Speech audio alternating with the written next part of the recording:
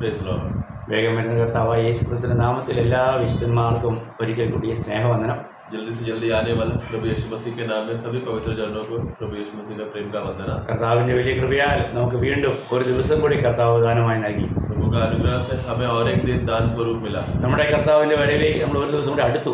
हमें प्रभु का आगमन में हमें और एक दिन निकट पहुंच चुके हैं. കർത്താവിന്റെ വരവ് അടുക്കുന്നത് കാണുന്തോറും നമ്മുടെ ഉത്സാഹം എത്രമാത്രം വർദ്ധിക്കണം. जैसा जैसा प्रभु का दिन नजदीक आ रहा है देखकर हमारा उत्साह कितना बढ़ना चाहिए. കാരണം കർത്താവിൽ നമുക്ക് വലിയൊരു പ്രത്യാശയുണ്ട്. നമ്മുടെ കർത്താവ് വരും, കർത്താവ് നമ്മളെ ചേർത്തുകൊള്ളും. क्योंकि मसीह में हमें बहुत बड़ा आशा ये है कि प्रभु बहुत जल्दी आएगा और हमें जल्दी उनके साथ जोड़ लेगा. നമ്മൾ പാർക്കുന്ന ഈ ലോകം ദിനം പ്രതി വഷളായിക്കൊണ്ടിരിക്കുകയാണ്. क्योंकि हम जो निवास करने वाले ये दुनिया में प्रतिदिन और पाप में और अधर्म में बढ़ते जा रहे हैं. നമ്മൾ കേൾക്കുന്ന ഓരോ വാർത്തകളും എത്രയും ഭയാനകമാണ്. ഓരോ ദിവസവും ഇത് അതിന്റെ ഭയാനകത, ഭീകരത അത് വർദ്ധിച്ചുകൊണ്ടിരിക്കുക. एक एक दिन का न्यूज और खबर जब दुनिया का अवस्था सब सुनते समय में वो कितना भयानक अवस्था बनते जा रहा है. हम जैसे पेपरों में और न्यूज में पढ़ते हैं. ഇതെല്ലാം ലോത്തിന്റെ കാലം പോലെയുള്ള ഒരു കാലമാണെന്നുള്ളതിന്റെ തെളിവ് നമുക്ക് തരികയാണ്. ये सब लूत के समय का समय है करके ये बात सब गवाही देता है. കർത്താവ് പറഞ്ഞത് ലോത്തിന്റെ കാലം പോലെ ഒരു കാലമായിരിക്കും കർത്താവിന്റെ വരവെന്ന. प्रभु ने कहा कि मेरा आगमन लूत के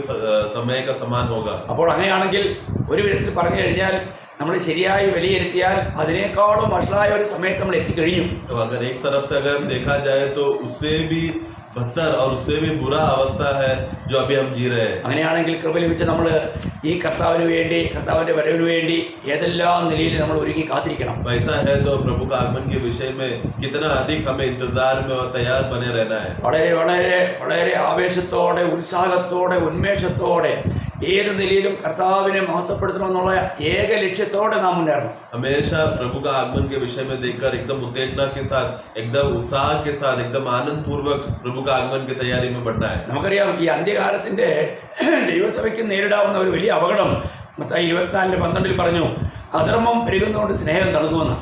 मत्ती का सुसमाचार उसका 24:12 में, मैथ्यू 24:12 में वहाँ पर प्रभु कलीसिया को चेतावनी क्या देता है, जैसा अधर्म बढ़ते रहेगा वैसा प्रेम ठंडा होते रहेगा. അപ്പോൾ കർത്താവ് ഒരിക്കലും ആഗ്രഹിക്കുന്നില്ല നമ്മുടെ സ്നേഹത്തിൽ നമ്മൾ തണുക്കുവാനായിട്ട്. क्योंकि प्रभु कभी नहीं चाहता कि हम प्रेम में ठंडा हो. എന്നാൽ അങ്ങനെയുള്ള സാഹചര്യങ്ങൾ ഉണ്ടാകും എന്ന് കർത്താവ് മുന്നറിയിപ്പ് തന്നപ്പോൾ അത് യാഥാർത്ഥ്യമായിട്ട് നമുക്ക് ഇന്ന് നമ്മുടെ അനുഭവത്തിലൂടെ മനസ്സിലാക്കാൻ കഴിയും. लेकिन आज के परिस्थितियों को देखते समय में हम देख सकते हैं कि हमारा प्रेम ठंडा करने का अवस्था ऐसा हो रहा है. इसलिए प्रभु ने पहले से चेतावनी देकर हमें तैयार कर रहा है. എന്നാൽ ദൈവമക്കളെ, നമ്മൾ എപ്പോഴും പരിശോധിക്കണം, ഞാൻ ആത്മാവിലാണോ, ആ ആത്മാവിന്റെ ഫലം എന്നിലുണ്ടോ എന്ന് നമ്മൾ പരിശോധിക്കണം. इसलिए प्रिय हमें हमेशा परखना है कि मैं आत्मा में बना हूँ क्या, या फिर आत्मा का फल मुझ में प्रकट हो रहा है कि नहीं. നമ്മളെല്ലാം ദൈവത്തിന്റെ ആത്മാവിനെ പ്രാപിച്ചവരാണ്. क्योंकि हम सब लोग प्रभु के आत्मा को प्राप्त किए हुए ഈ लोग हैं. ആത്മാവിനാൽ നടക്കുന്നവരാണ്. इस आत्मा में चलाए जा रहे हैं लोग അതുകൊണ്ട് हैं. തന്നെ നമ്മളിൽ എപ്പോഴും ഈ ആത്മാവിന്റെ ഫലം ഉണ്ടായിരിക്കണം. इसलिए हमेशा आत्मा का फल होना जरूरी है. നമുക്ക് നമ്മളെ തന്നെ ഇന്ന് രാവിലെ എഴുന്നേറ്റിട്ട് ആത്മാവിന്റെ ഫലം നോക്കിയോ?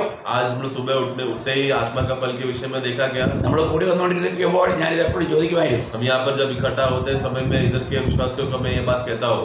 ഇങ്ങനെ ചോദിക്കാൻ ഇപ്പൊ ഇന്ന് നമുക്ക് സാധാരണ ഇങ്ങനെ ചോദിക്കാനുള്ള അവസരം പോലും ഇല്ല. अभी तो साधारण रीति में इस तरह का सवाल पूछने का अवस्था भी नहीं है. ഇന്ന് വാസ്തവത്തിൽ എത്ര പേര് രാവിലെ എഴുന്നതിന് ശേഷം എന്നിൽ ആത്മാവിന്റെ ഫലമുണ്ടോ എന്ന് പരിശോധിച്ചു? आज कितने लोगों ने सुबह उठते ही अपने आप में परखा कि आज आत्मा का फल मुझ में है क्या? ആത്മാവിന്റെ ഫലം ഓർമ്മയുണ്ടോ? आत्मा का फल याद है ना? ഇല്ലെങ്കിൽ എന്നോട് കൂടെ നിങ്ങൾ പറയണം. इसलिए नहीं तो मेरे साथ आप लोग कहो. ആത്മാവിന്റെ ഫലമോ? आत्मा का फल സ്നേഹം, സന്തോഷം, സമാധാനം, ദീർഘക്ഷമ, ദയ, പരോപകാരം, വിശ്വസ്തത, സൗമ്യത, ഇന്ദ്രിയം. നിങ്ങളെല്ലാവരും അവരവരുടെ ഭാഷയിൽ പറഞ്ഞു കാണുമെന്ന് പ്രതീക്ഷിക്കുന്നു. आप सब लोग अपने अपने भाषाओं में वो सब बातें बोला होगा, मैं विश्वास करता हूँ. നമ്മൾ വളരെ അലർട്ടായിരിക്കണം. हम लोग बहुत अलर्ट रहना है. ഒരുമിച്ച് എല്ലായ്പ്പോഴും കർത്താവിനോട് കൂടെ യാത്ര ചെയ്യേണ്ടവരാണ്. क्योंकि हम लोग सब लोग एक साथ प्रभु के साथ यात्रा करने वाले लोग हैं. ഓരോ ദിവസവും എനിക്ക് എത്രമാത്രം എന്റെ കർത്താവിനെ പ്രസാദിപ്പിക്കുവാനും കഴിയുന്നുണ്ട് എന്ന് നമ്മൾ സ്വയശോധന ചെയ്യണം. एक एक दिन, हर एक दिन मैं कितना मैं प्रभु को तृप्त कर पा रहा हूँ, मसीह को आनंद दे पा रहा हूँ, ये बात को हमें अपने आप को परख के हमें देखना है. ഇന്ന് നിങ്ങൾ യഥാർത്ഥമായും സന്തോഷിക്കുന്നുണ്ടോ? क्या आज वास्तव में आप लोग आनंदित है क्या? യഥാർത്ഥ സന്തോഷം നിങ്ങളെ ഭരിക്കുന്നുണ്ടോ? क्या वास्तव सच्चा आनंद आप में चला रहा है क्या? ദൈവത്തിന്റെ ആത്മാവിനാൽ നടത്തപ്പെടുന്നവർക്ക് ആ സന്തോഷം ഉണ്ടായിരിക്കും. जो प्रभु के आत्मा के द्वारा चलाए जा रहे हैं उनके अंदर प्रभु का आनंद रहेगा. നമുക്ക് പ്രതികൂലമില്ലെന്നോ, പ്രയാസങ്ങളില്ലെന്നോ, പ്രതിസന്ധികളില്ലെന്നോ, എതിർപ്പുകളില്ലെന്നോ അങ്ങനെയുള്ള അതുകൊണ്ടല്ല നമ്മൾ സന്തോഷിക്കുന്നത്. हमारा आनंद इसमें नहीं है कि देखो मेरे खिलाफ कोई नहीं है, मेरा विरोध कोई नहीं है, कोई बलवा नहीं कर रहा, सब लोग एकदम आनंद में खुशी में, ऐसा उस आधार पर नहीं है हमारा आनंद. ചിലരെ ദുഃഖിക്കുന്നത് മറ്റുള്ളവരെ സന്തോഷിക്കുമ്പോഴത്തേക്കും എന്നെ പോലെയുള്ള ദുഃഖം അവർക്ക് ഇല്ലാത്തത് കൊണ്ടാണ് അവർക്ക് സന്തോഷിക്കാൻ കഴിയുന്നതെന്ന് അവരുടെ ചിന്ത. कुछ लोग दुखी हो जाते क्यों? सामने वाले का आनंद देखकर वो लोग बोलते देखो मेरे जीवन में जितना दुख है वो दुख उनके जीवन में नहीं है, इसलिए अभी वो लोग इसलिए भी आनंद में है. അങ്ങനെയല്ല പ്രിയമുള്ളവരെ. लेकिन ऐसा नहीं है प्रिय. നിങ്ങളെക്കാൾ 10 മടങ്ങ് ദുഃഖത്തിലായിരിക്കും അവര്, എന്നാൽ അവർ ആത്മാവിലായതുകൊണ്ട് അവർ സന്തോഷിക്കുന്നേ. आप लोग से भी ज्यादा दुखी अवस्था में परिस्थितियों में वो लोग रहेंगे, लेकिन वो लोग आत्मा में है इसलिए वो लोग आनंदित है. അപ്പോൾ നമ്മൾ എപ്പോഴും ആത്മാവിലായിരിക്കുവാനായിട്ട് നമ്മൾ ശീലിക്കണം. അങ്ങനെ ഒരു ജീവിതമായിരിക്കണം നാം നയിക്കേണ്ടത്. इसलिए हमेशा हमें आत्मा में बने रहने का आदत हमें रहना है और वैसे ही हमें चलना है. നമുക്ക് ജയാളികളായി ജീവിക്കുവാനായിട്ടുള്ള ഒരു നല്ല അവസരമാണ് ഈ സമയത്ത് ദൈവം നമുക്ക് തന്നിരിക്കുന്നത്. तो अभी एक विजयी जीवन जीने के लिए प्रभु ने ये समय, ये अच्छा मौका हमको दिया है. ദൈവത്താൽ കർത്താവിനാൽ നടത്തപ്പെടുന്നുവെങ്കിൽ നമ്മൾ ജയാളികൾ തന്നെയാണ്. अगर प्रभु के द्वारा हम चलाए जा रहे हैं तो वास्तव में हम विजयी लोग हैं. കാരണം നമ്മുടെ വിജയത്തിന്റെ രഹസ്യം നമ്മുടെ കഴിവല്ല, കർത്താവിന്റെ കൃപയാണ്. क्योंकि हमारे विजय का रहस्य हमारा काबिलता नहीं है बल्कि प्रभु स्वयं है. ഓരോ ദിവസവും നമുക്ക് ആ ദൈവഹിതത്തിനുള്ളിലായിരിക്കാൻ നമുക്ക് നമ്മളെ തന്നെ ഏൽപ്പിച്ചു കൊടുക്കാം. एक दिन हम लोग प्रभु की इच्छा में बने रहने के लिए अपने आप को समर्पण करें. അപ്പോൾ നമ്മുടെ പ്രാണന്റെ രക്ഷയെക്കുറിച്ചാണല്ലോ നാം കണ്ടുകൊണ്ടിരിക്കുന്നത്. अभी हमारा प्राण के उद्धार के विषय में हम देख रहे थे. അപ്പോൾ നമ്മൾ റോമാലേഖനം 12:2 വായിച്ചത്, रोमियो का पुस्तक 12:2 में हमने पढ़े थे, ഈ ലോകത്തിന് അനുരൂപരാകാതെ. അപ്പൊ ഈ ലോകത്തിൽ നമ്മൾ ജീവിക്കുമ്പോൾ ഈ ലോകത്തിന് നമ്മൾ അനുരൂപരാകാൻ പാടില്ല. इस संसार में हम जीते समय में संसार के साथ हमें अनुरूप नहीं होना है. അപ്പോൾ ലോകത്തിന് നമ്മൾ അനുരൂപരാകരുതെങ്കിൽ, संसार के साथ अनुरूप नहीं होना है तो നമുക്ക് ഓരോ ദിവസവും നമ്മൾ മനസ്സിലാക്കിയ ഒരു വലിയ യാഥാർത്ഥ്യം, നമ്മൾ ഓരോ ദിവസവും നമ്മുടെ സ്വയത്തിന് മരിക്കണം. तो अगर ऐसा है तो फिर हमें बहुत बड़ा सच्चाई जो हमें समझना है वो ये है कि हमें अपने स्वयं के लिए मरना होगा. കർത്താവിനെ അനുഗമിക്കുന്ന ജയാളിയായി ജീവിക്കുവാൻ ആഗ്രഹിക്കുന്ന ഓരോ വിശുദ്ധന്മാരും അറിഞ്ഞിരിക്കേണ്ട ഒരു വലിയ യാഥാർത്ഥ്യം, നമ്മൾ ഓരോ ദിവസവും നമ്മുടെ സ്വയത്തിന് മരിക്കണം. तो हमें प्रभु के लिए अगर हमें जीना है और एक विजयशाली जीना है तो प्रभु प्रतिदिन मसीह में रहते समय में हमें अपने आप को नकारना जरूरी है. എപ്പോൾ വരെ നമ്മുടെ കർത്താവ് വന്ന് നമ്മുടെ ശരീരത്തിന്റെ വീണ്ടെടുപ്പ് നടക്കുന്നില്ലയോ അതുവരെയും നമ്മുടെ ദേഹി ജീവനിൽ അല്ലെങ്കിൽ പ്രാണനിൽ ഓരോ ദിവസവും മരിക്കുന്ന ഒരു അനുഭവം നമുക്കുണ്ടായിരിക്കണം. जब तक हमारा प्रभु का आगमन नहीं होता या फिर जब तक हम प्रभु के पास नहीं जाते तब तक इस दुनिया में जीते समय में एक विश्वासी का ये जिम्मेदारी है, कर्तव्य है कि वो प्रतिदिन अपना प्राण के लिए मरकर जिए. അതുകൊണ്ട് കർത്താവ് ഓർപ്പിച്ച വാക്യം വീണ്ടും ഞാൻ നിങ്ങളെ ഓർപ്പിക്കാൻ ആഗ്രഹിക്കുന്നു. മത്തായി 16:24-25. इसीलिए प्रभु ने जो वाक्य याद दिलाया वो बात मैं याद दिलाना चाहता हूँ. मत्ती का सुसमाचार उसका 16 अध्याय उसका 24 और 25. പിന്നെ യേശു ശിഷ്യന്മാരോട് പറഞ്ഞത്, ഒരുത്തൻ എൻ്റെ പിന്നാലെ വരുവാൻ ഇച്ഛിച്ചാൽ തന്നെത്താൻ ത്യജിച്ച് തൻ്റെ ക്രൂശ് എടുത്ത് എന്നെ അനുഗമിക്കട്ടെ. ആരെങ്കിലും തൻ്റെ ജീവനെ രക്ഷിപ്പാൻ ഇച്ഛിച്ചാൽ അതിനെ കളയും. എൻ്റെ നിമിത്തം ആരെങ്കിലും തൻ്റെ ജീവനെ കളഞ്ഞാൽ അതിനെ കണ്ടെത്തും. तब यीशु ने अपने चेलों से कहा, यदि कोई मेरे पीछे आना चाहे तो अपने आप का इनकार करे और अपना क्रूस उठाए और मेरे पीछे हो ले. क्योंकि जो कोई अपना प्राण बचाना चाहे वह उसे खोएगा और जो कोई मेरे लिए अपना प्राण खोएगा वो उसे पाएगा. അപ്പോൾ ഇവിടെ നമ്മൾ പ്രത്യേകം ശ്രദ്ധിക്കേണ്ട ഒരു കാര്യം, यहाँ पर हमें खास रूप में ध्यान देने वाला बात है, കർത്താവിനെ പ്രതി തങ്ങളുടെ ദേഹിയെ നഷ്ടമാക്കിയവർക്ക് പ്രതിഫലം നൽകും. जो प्रभु के लिए अपना प्राण या अपने जीवन को जो खोएगा उनको प्रतिफल मिलेगा. ഇവിടെ പ്രത്യേകിച്ച് 3 കാര്യങ്ങൾ എടുത്തു പറയുകയാണ്. यहाँ पर खास 3 बातें उठा के कहता है. ഒന്ന് ത്യജിക്കുക, एक है नकारना, 2 മരണത്തിന് ഏൽപ്പിക്കുക, दूसरा है मृत्यु के लिए समर्पण करना 3 പിൻപറ്റുക. और तीसरा है पीछे होना. അപ്പോൾ ഹല്ലേലൂയ, നമ്മൾ ഒരു കാര്യം പ്രത്യേകം എടുക്കണം. നമ്മളെ ഓരോ വ്യക്തികളെയും രക്ഷയിലേക്ക് വിളിക്കുന്ന ഓരോ വ്യക്തികളെയും കർത്താവിന് വേണ്ടി മരിക്കാൻ വേണ്ടി വിളിക്കുകയാണ്. ഈ യാഥാർത്ഥ്യം ഒരിക്കലും മറക്കരുത്. इसलिए हम लोग जब एक बात इस सच्चाई को हमें समझना है कि प्रभु अगर किसी को भी अपने पीछे बुला रहा है तो वो प्रतिदिन क्रूस उठाने और अपने प्राण को मराने के लिए है. അപ്പോൾ ഓരോ ദിവസവും ദിനംതോറും നമ്മളെ മരിക്കുവാനായിട്ട് നമുക്ക് ഏൽപ്പിച്ചു കൊടുക്കാൻ കഴിയും. इसके लिए एक दिन हर एक दिन हमें अपने आप को मृत्यु के लिए समर्पण करने का अवस्था में हमें होना ऐसा करना चाहिए. അപ്പോൾ വിളിയുടെ മഹാത്മ്യം മനസ്സിലാക്കുമ്പോൾ നമുക്ക് ഏതിനും നമുക്ക് തയ്യാറാക്കാൻ കഴിയും. तो हमें जिस बुलावट से बुलाया गया है उसका उद्देश्य क्या है समझ में आएगा तो हम लोग किसी तरह का रास्ते में चलने के लिए तैयार हो जाएंगे. കർത്താവിൽ വിളിക്കപ്പെട്ടവർക്ക് ഒരു വലിയ ദൗത്യമുണ്ട്. प्रभु को बुलाए हुए लोगों के लिए बहुत बड़ा जिम्मेदारी है. ഈ ദൗത്യ നിർവഹണത്തിന് നമ്മുടെ പ്രാണനെ നമുക്ക് തള്ളിക്കളയേണ്ട ആവശ്യമാണ്. इस बुलावट में अगर चलना है तो हमारे प्राण का जीवन को नकारना जरूरी है. അതാണ് പൗലോസ് പറഞ്ഞ കാര്യം. നമുക്ക് നോക്കാം. പിന്നെ അപ്പോസ്തല പ്രവൃത്തി 20:24. वही हमने प्रेरित पौलुस पौलुस ने प्रेरितों का कार्य उसका 20 का 24 में कहता है, Acts 20:24, എങ്കിലും ഞാൻ എൻ്റെ പ്രാണനെ വിലയേറിയതായി എണ്ണുന്നില്ല. എൻ്റെ ഓട്ടവും ദൈവകൃപയുടെ സുവിശേഷത്തിന് സാക്ഷ്യം പറയേണ്ടതിന് കർത്താവായ യേശു തന്ന ശുശ്രൂഷയും തികയ്ക്കണം എന്നേ എനിക്കുള്ളൂ. परंतु मैं अपने प्राण को कुछ नहीं समझता कि उसे प्रिय जानूं, वरन यह कि मैं अपनी दौड़ को और उस सेवा को पूरी करूं जो मैंने परमेश्वर के अनुग्रह के सुसमाचार पर गवाही देने के लिए प्रभु यीशु से पाई है. അപ്പോൾ കർത്താവിനാൽ വിളിക്കപ്പെട്ട എല്ലാവർക്കും കൃത്യമായിരിക്കുന്ന ഒരു നിയോഗമുണ്ട് പ്രിയമുള്ളവരെ. इसके लिए प्रभु यीशु मसीह के द्वारा बुलाए हुए लोगों को, सभी लोगों को एक नियुक्ति है. അതിനുവേണ്ടി ചിലപ്പോൾ നമുക്ക് വില കൊടുക്കേണ്ടി വന്നേക്കാം. उसके लिए हमको दाम देना पड़ेगा. ആ വില കൊടുക്കുവാൻ നാം എപ്പോഴും തയ്യാറായിരിക്കണം. वो दाम देने के लिए हमें हमेशा तैयार होना जरूरी है. വിളിയുടെ നമുക്കറിയാം, നമുക്ക് ലഭിച്ചിരിക്കുന്ന വിളി ഉന്നത വിളിയാണ്, വിശുദ്ധ വിളിയാണ്, സ്വർഗീയ വിളിയാണ്. അതിന്റെ മഹത്വം അറിയുന്നവരാ വിളിക്കപ്പെട്ടവർ. तो हमें बुलावट के विषय में देखा जाए तो हमारा एक श्रेष्ठ बुलावट है, एक पवित्र बुलावट है, स्वर्ग से बुलाया हुआ बुलावट है. ये सब इसलिए वो बुलावट का श्रेष्ठता हमें समझना है. അപ്പോൾ അത് മനസ്സിലാക്കി കഴിഞ്ഞാൽ പിന്നെ നമ്മുടെ ഈ ലോക ജീവിതത്തിൽ നമുക്ക് ലോകപരമായ ആത്മീയ മുന്നേറ്റത്തിന് ഉണ്ടാകാവുന്ന തടസ്സങ്ങളൊന്നും ഒരു വലിയ കാര്യമേ അല്ല. तो फिर बुलावट का श्रेष्ठता समझ गया तो हमें जिस बातों के लिए हमें बुलाया गया है तो उस आगे के दौड़ने के लिए आत्मिक बातों में जो भी रुकावट की बातें उस पे हम कभी मन नहीं लगाएंगे. അപ്പോൾ പൗലോസ്ലീഹായ്ക്ക് ലഭിച്ച ദൗത്യപ്രകാരം തന്റെ ഈ സുവിശേഷീകരണ പ്രവർത്തനത്തിന്റെ ഓട്ടത്തിന് തന്റെ പ്രാണനെ പോലും താൻ അപ്രിയമായി കണ്ടു. ആ പ്രാണനെ ത്യജിച്ചുകൊണ്ടാണ് താൻ മുന്നേറിയത് എന്ന് നമുക്ക് കാണാൻ കഴിയും. पौलुस के जीवन में भी हम देखते हैं कि उसने अपना प्राण को इनकार कर प्रभु में एक अच्छा दौड़ दौड़ा. ഈ സുവിശേഷം പറയുമ്പോൾ പ്രിയമുള്ളവരെ, ഈ ലോകം നമുക്ക് അനുകൂലമായി നിൽക്കുകയില്ല. क्योंकि जब हम सुसमाचार बांटते हैं तब यह संसार हमारे खिलाफ हो जाता है. അപ്പോൾ അവിടെ നമുക്ക് ചിലപ്പോൾ നമ്മുടെ പ്രാണനെ പോലും നമുക്ക് ഈ സുവിശേഷത്തിന് വേണ്ടി, കർത്താവിന് വേണ്ടി കൊടുക്കേണ്ടി വരും. तो ऐसे समय पर हमें अपना प्राण को भी इस सुसमाचार के विषय में हमें अर्पण करना पड़ेगा. എന്നാൽ നമുക്ക് ലഭിച്ചിരിക്കുന്ന വിളിയുടെ മഹത്വം മനസ്സിലാക്കിയാൽ നമുക്ക് വില കൊടുക്കേണ്ടി വരുന്നത് വെറും നിസാര വിലയാണെന്ന് നമുക്ക് കാണാൻ കഴിയും. लेकिन हमने जिस बुलावट से बुलाया गया है उस उद्देश्य को हम समझेंगे तो जो भी दाम रहेगा वो एक छोटा सा दाम है सोचकर ही हम लोग उसमें आनंदित होकर हम देंगे. യഥാർത്ഥ വിളിക്കപ്പെട്ട വിളിയുള്ള ഒരു വ്യക്തിക്ക് പ്രാണനെ രക്ഷിക്കണമെന്ന് അവൻ കരുതുകയില്ല. പ്രാണനെയും കൂടി കർത്താവിന് വേണ്ടി കൊടുക്കുവാനുള്ള ഒരുക്കം അവനുണ്ടായിരിക്കും. जिसको सच्चा बुलावट का बोध्य रहेगा वो कभी भी प्राण को बचाएगा ऐसा निर्णय नहीं लेगा, लेकिन प्राण को भी अर्पण करना पड़े तो वो भी देने तैयार हो, इस तरह का अवस्था में वो जिएगा. നമുക്കറിയാം, പൗലോസ്ലീഹയുടെ തന്നെ അനുഭവത്തിൽ തന്നെ പറയുന്നുണ്ടല്ലോ. पौलुस अपने जीवन में भी अनुभव में कहता है, പത്രപ്രവൃത്തി 21:13 उसका प्रेरितों का कार्य 21:13 में, Acts 21:13, നിങ്ങൾ കരഞ്ഞ് എന്റെ ഹൃദയം ഇങ്ങനെ തകർക്കുന്നത് എന്ത്? കർത്താവായ യേശുവിന്റെ നാമത്തിനു വേണ്ടി ബന്ധിക്കപ്പെടുവാൻ മാത്രമല്ല യെരുശലേമിൽ മരിപ്പാനും ഞാൻ ഒരുങ്ങിയിരിക്കുന്നു എന്ന് ഉത്തരം പറഞ്ഞു. पढ़ेंगे. तुम क्या करते हो कि रो रो कर मेरा दिल तोड़ते हो?